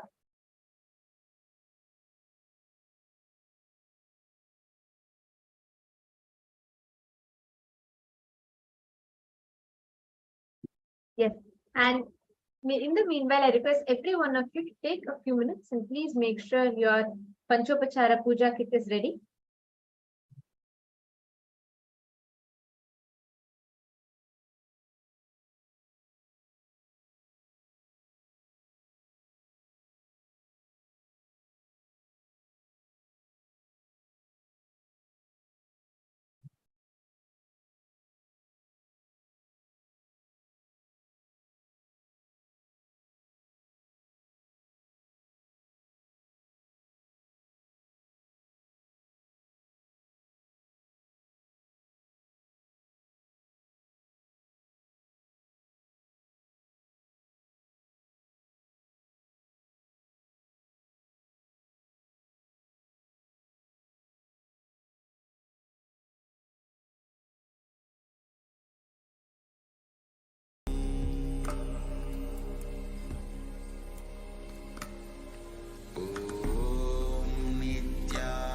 Nithyananda Paramashivam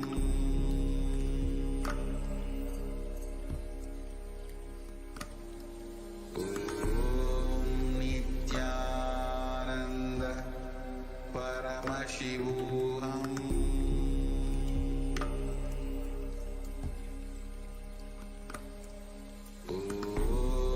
Nithyananda Paramashivam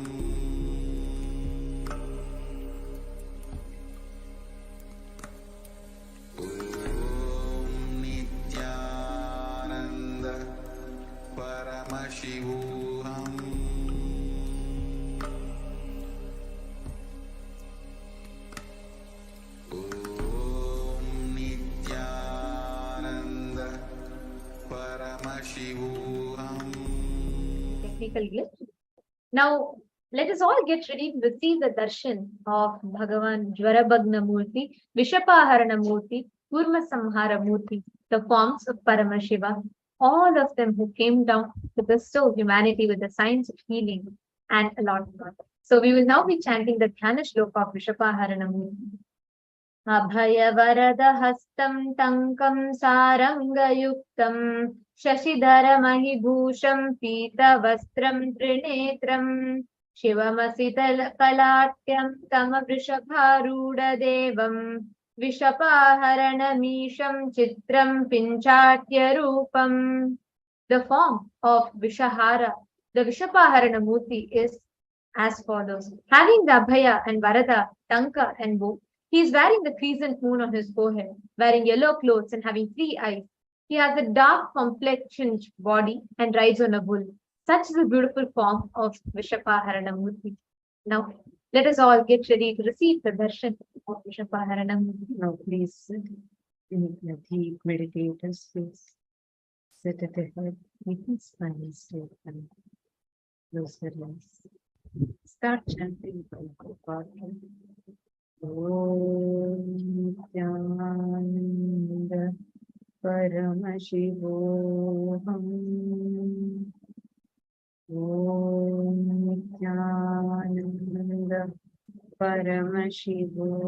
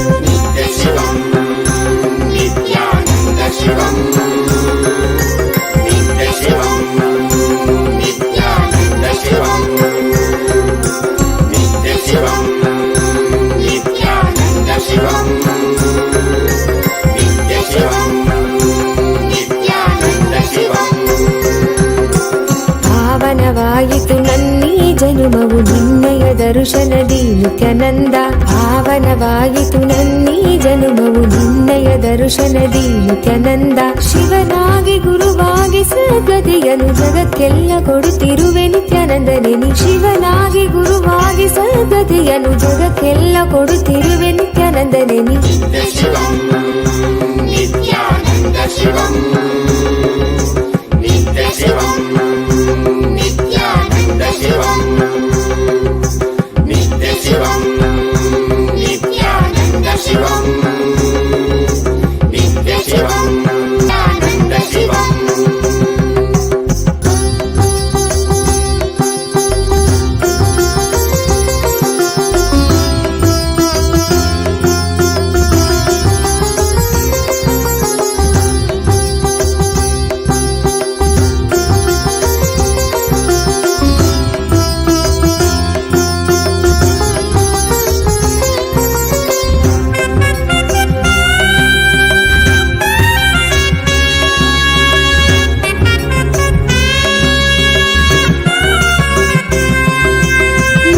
ಶಿವನಾಗಿ ನೀ ದೇವಿಗೆ ಇಂದಿತ್ತೆ ಜ್ಞಾನವ ಜ್ಞಾನ ಗುರುವಾಗಿ ನೀ ಕೊಡುತ್ತಿಹೆ ವಿಶ್ವಕ್ಕೆ ಪ್ರಜ್ಞೆಯ ಮನದಲ್ಲಿ ತನುವಲ್ಲಿ ಕಲ್ಮಶವ ತೆಗೆಯುವನಿ ನೆನೆದವರ ಮನದಲ್ಲಿ ನೆಲೆಸಿರುವನಿ ಮನದಲ್ಲಿ ತನುವಲ್ಲಿ ಕಲ್ಮಶವ ತೆಗೆಯುವನಿ ನೆನೆದವರ ಮನದಲ್ಲಿ ನೆಲೆಸಿರುವನಿ ಜೀವನ್ಮುಕ್ತನಾಗಿ ಬಾಳುವಂತ ಕಲೆಯನ್ನೇ ಕಲಿಸಿದಂತ ನಿತ್ಯಾನಂದನಿ ಜೀವನ್ಮುಕ್ತನಾಗಿ ಬಾಳುವಂತ ಕಲೆಯನ್ನೇ ಕಲಿಸಿದಂತ ನಿತ್ಯಾನಂದನಿ ನಿತ್ಯ ಶಿವಂ ನಿತ್ಯಾನಂದ ಶಿವಂ ನಿತ್ಯ ಶಿವಂ ನಿತ್ಯಾನಂದ ಶಿವಂ ನಿತ್ಯ ಶಿವಂ ನಿತ್ಯಾನಂದ ಶಿವಂ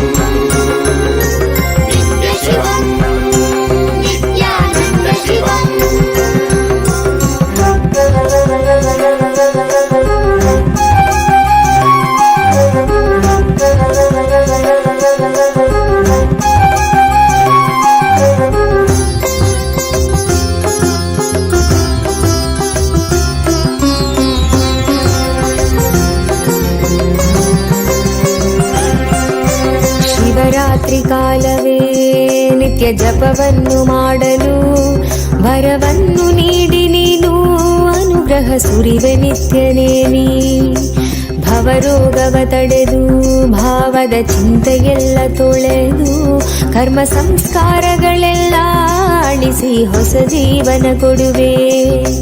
ಪಾವನವೇ ನಾಡಿದು ನಿನ್ನ ಪಾದಗಳ ಸ್ಪರ್ಶದಿ, ಪಾವನವೇ ಬೀಡಿದು ನಿನ್ನ ಕಲ್ಪತರು ದರ್ಶನದಿ. ಶರಣಂಬನು ನಿತ್ಯೇಶನೇ ನಿನ್ನ ಶರಣಂಬನು ಆನಂದನೇ, ಶರಣಂಬನು ನಿತ್ಯೇಶನೇ ನಿನ್ನ ಶರಣಂಬನು ಆನಂದನೇ.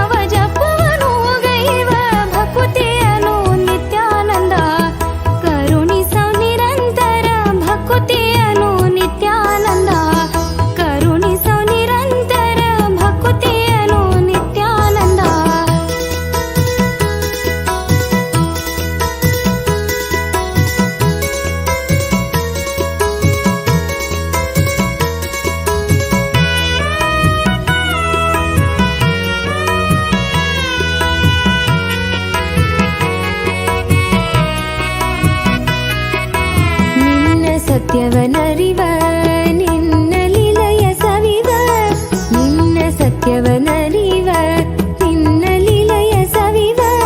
ಸತ್ಯವನರಿವ ಲೀಲೆವ ಭಕುತಿಯನೋ ನಿತ್ಯಾನಂದ, ಸತ್ಯವನರಿವ ಲೀಲೆಯ ಸವಿವ ಭಕುತಿಯನೋ ನಿತ್ಯಾನಂದ. ಕರುಣಿಸು ನಿರಂತರ ಭಕುತಿಯನೋ ನಿತ್ಯಾನಂದ, ಕರುಣಿಸು ನಿರಂತರ ಭಕುತಿಯನೋ ನಿತ್ಯಾನಂದ.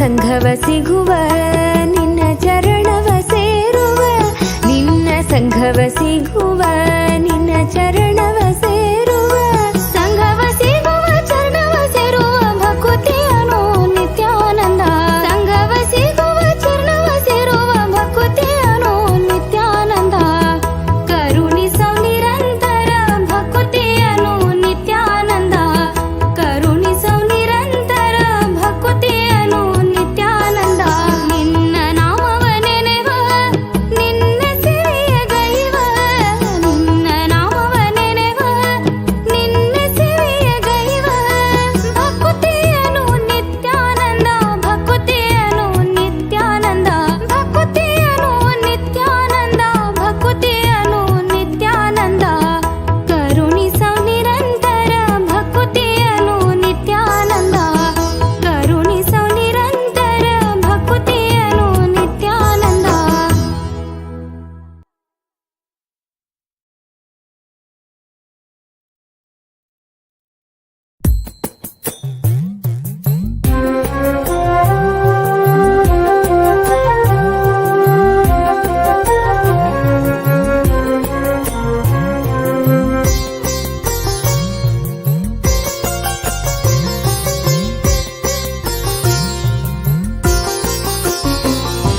ನಿನ್ನನೇ ನಂಬಿ ಬಂದರು ನಿತ್ಯಾನಂದ ಎಲ್ಲವೂ ನೀನೇ ಎಂದರು ನಿನ್ನನೇ ನಂಬಿ ಬಂದರು ನಿತ್ಯಾನಂದ ಎಲ್ಲವೂ ನೀನೇ ಎಂದರು ನಾನೇ ನೀನಾದರೂ ನೀನೇ ನಾನಾದರೂ ನಾನೇ ನೀನಾದರೂ ನೀನೇ ನಾನಾದರೂ ನೀನೇ ನೀನೇ ಎಂದೆನ್ನ ಬಹುದೇನು ನಿತ್ಯಾನಂದ ನಿನ್ನನೇ ನಂಬಿ ಬಂದರು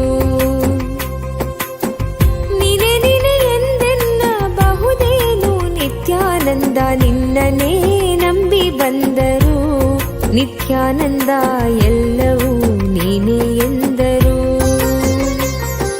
ನಿನ್ನನೇ ನಂಬಿ ಬಂದರು ನಿತ್ಯಾನಂದ ಎಲ್ಲವೂ ನೀನೇ ಎಂದರು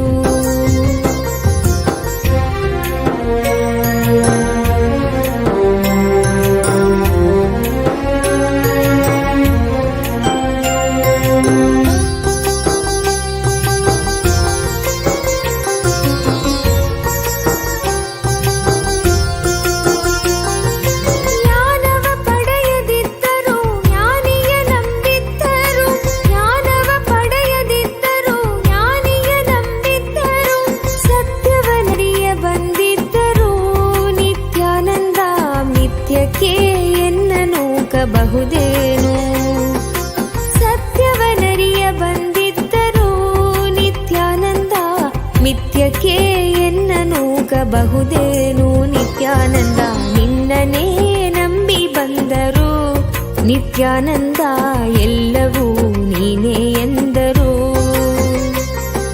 ನಿನ್ನನೇ ನಂಬಿ ಬಂದರು ನಿತ್ಯಾನಂದ ಎಲ್ಲವೂ ನೀನೇ ಎಂದರು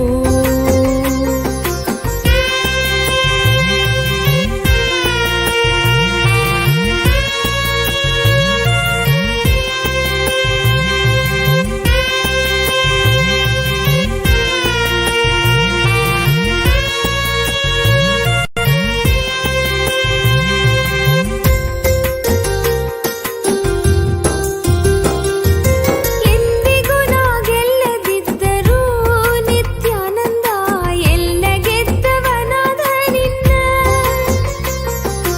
ಎಂದಿಗೂ ನಾ ಗೆಲ್ಲದಿದ್ದರೂ ನಿತ್ಯಾನಂದ ಎಲ್ಲ ಗೆದ್ದವನಾದ ನಿನ್ನ ದಾಸಿಯೇ ನಾನಾಗಿದ್ದರೂ ನಿತ್ಯಾನಂದ ದಾನವರಿಗೆನ್ನ ಒಪ್ಪಿಸಬಹುದೇನು ದಾಸಿಯೇ ನಾನಾಗಿದ್ದರೂ ನಿತ್ಯಾನಂದ ದಾನವರಿಗೆನ್ನ ಒಪ್ಪಿಸಬಹುದೇನು ನಿತ್ಯಾನಂದ ನಿನ್ನನೇ ನಂಬಿ ಬಂದರು ನಿತ್ಯಾನಂದ ಎಲ್ಲವೂ ನೀನೇ ಎಂದರು ನಿತ್ಯಾನಂದ ನಿನ್ನನೇ ನಂಬಿ ಬಂದರು ನಿತ್ಯಾನಂದ ಎಲ್ಲವೂ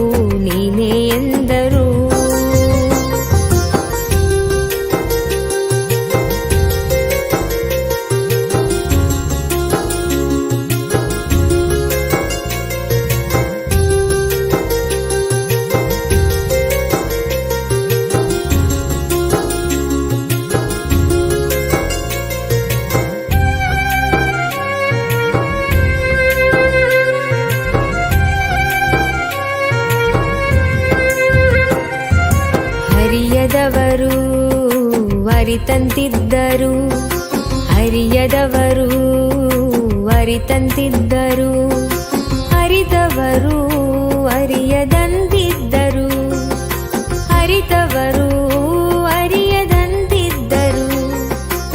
ಇದೆಲ್ಲವರ ಅರಿವು ನಿನಗೂ ನಿತ್ಯ, ಇದೆಲ್ಲವರ ಅರಿವು ನಿನಗೆ. ಅರಿಯದವನಂತೆ ನೀ ಸುಮ್ಮನಿರಬಹುದೇನು, ನಿನ್ನನೇ ನಂಬಿ ಬಂದರು ನಿತ್ಯಾನಂದ ಎಲ್ಲವೂ ನೀನೇ ಎಂದರು. ನಿನ್ನನೇ ನಂಬಿ ಬಂದರು ನಿತ್ಯಾನಂದ ಎಲ್ಲವೂ ನೀನೇ ಎಂದರು.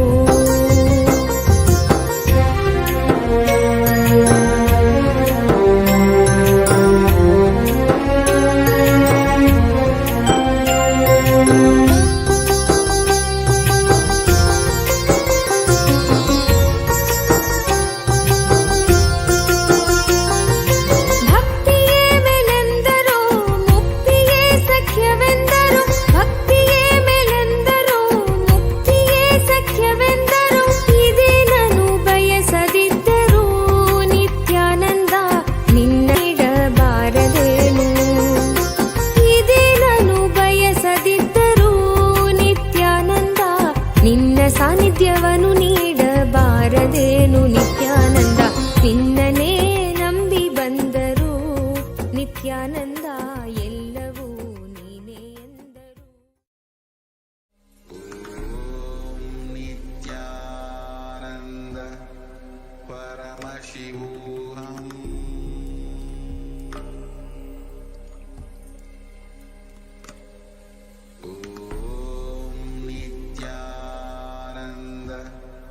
Paramashivam.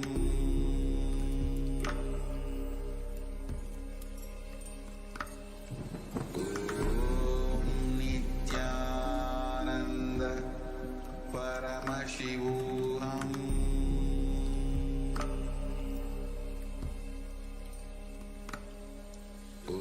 Om Nithyananda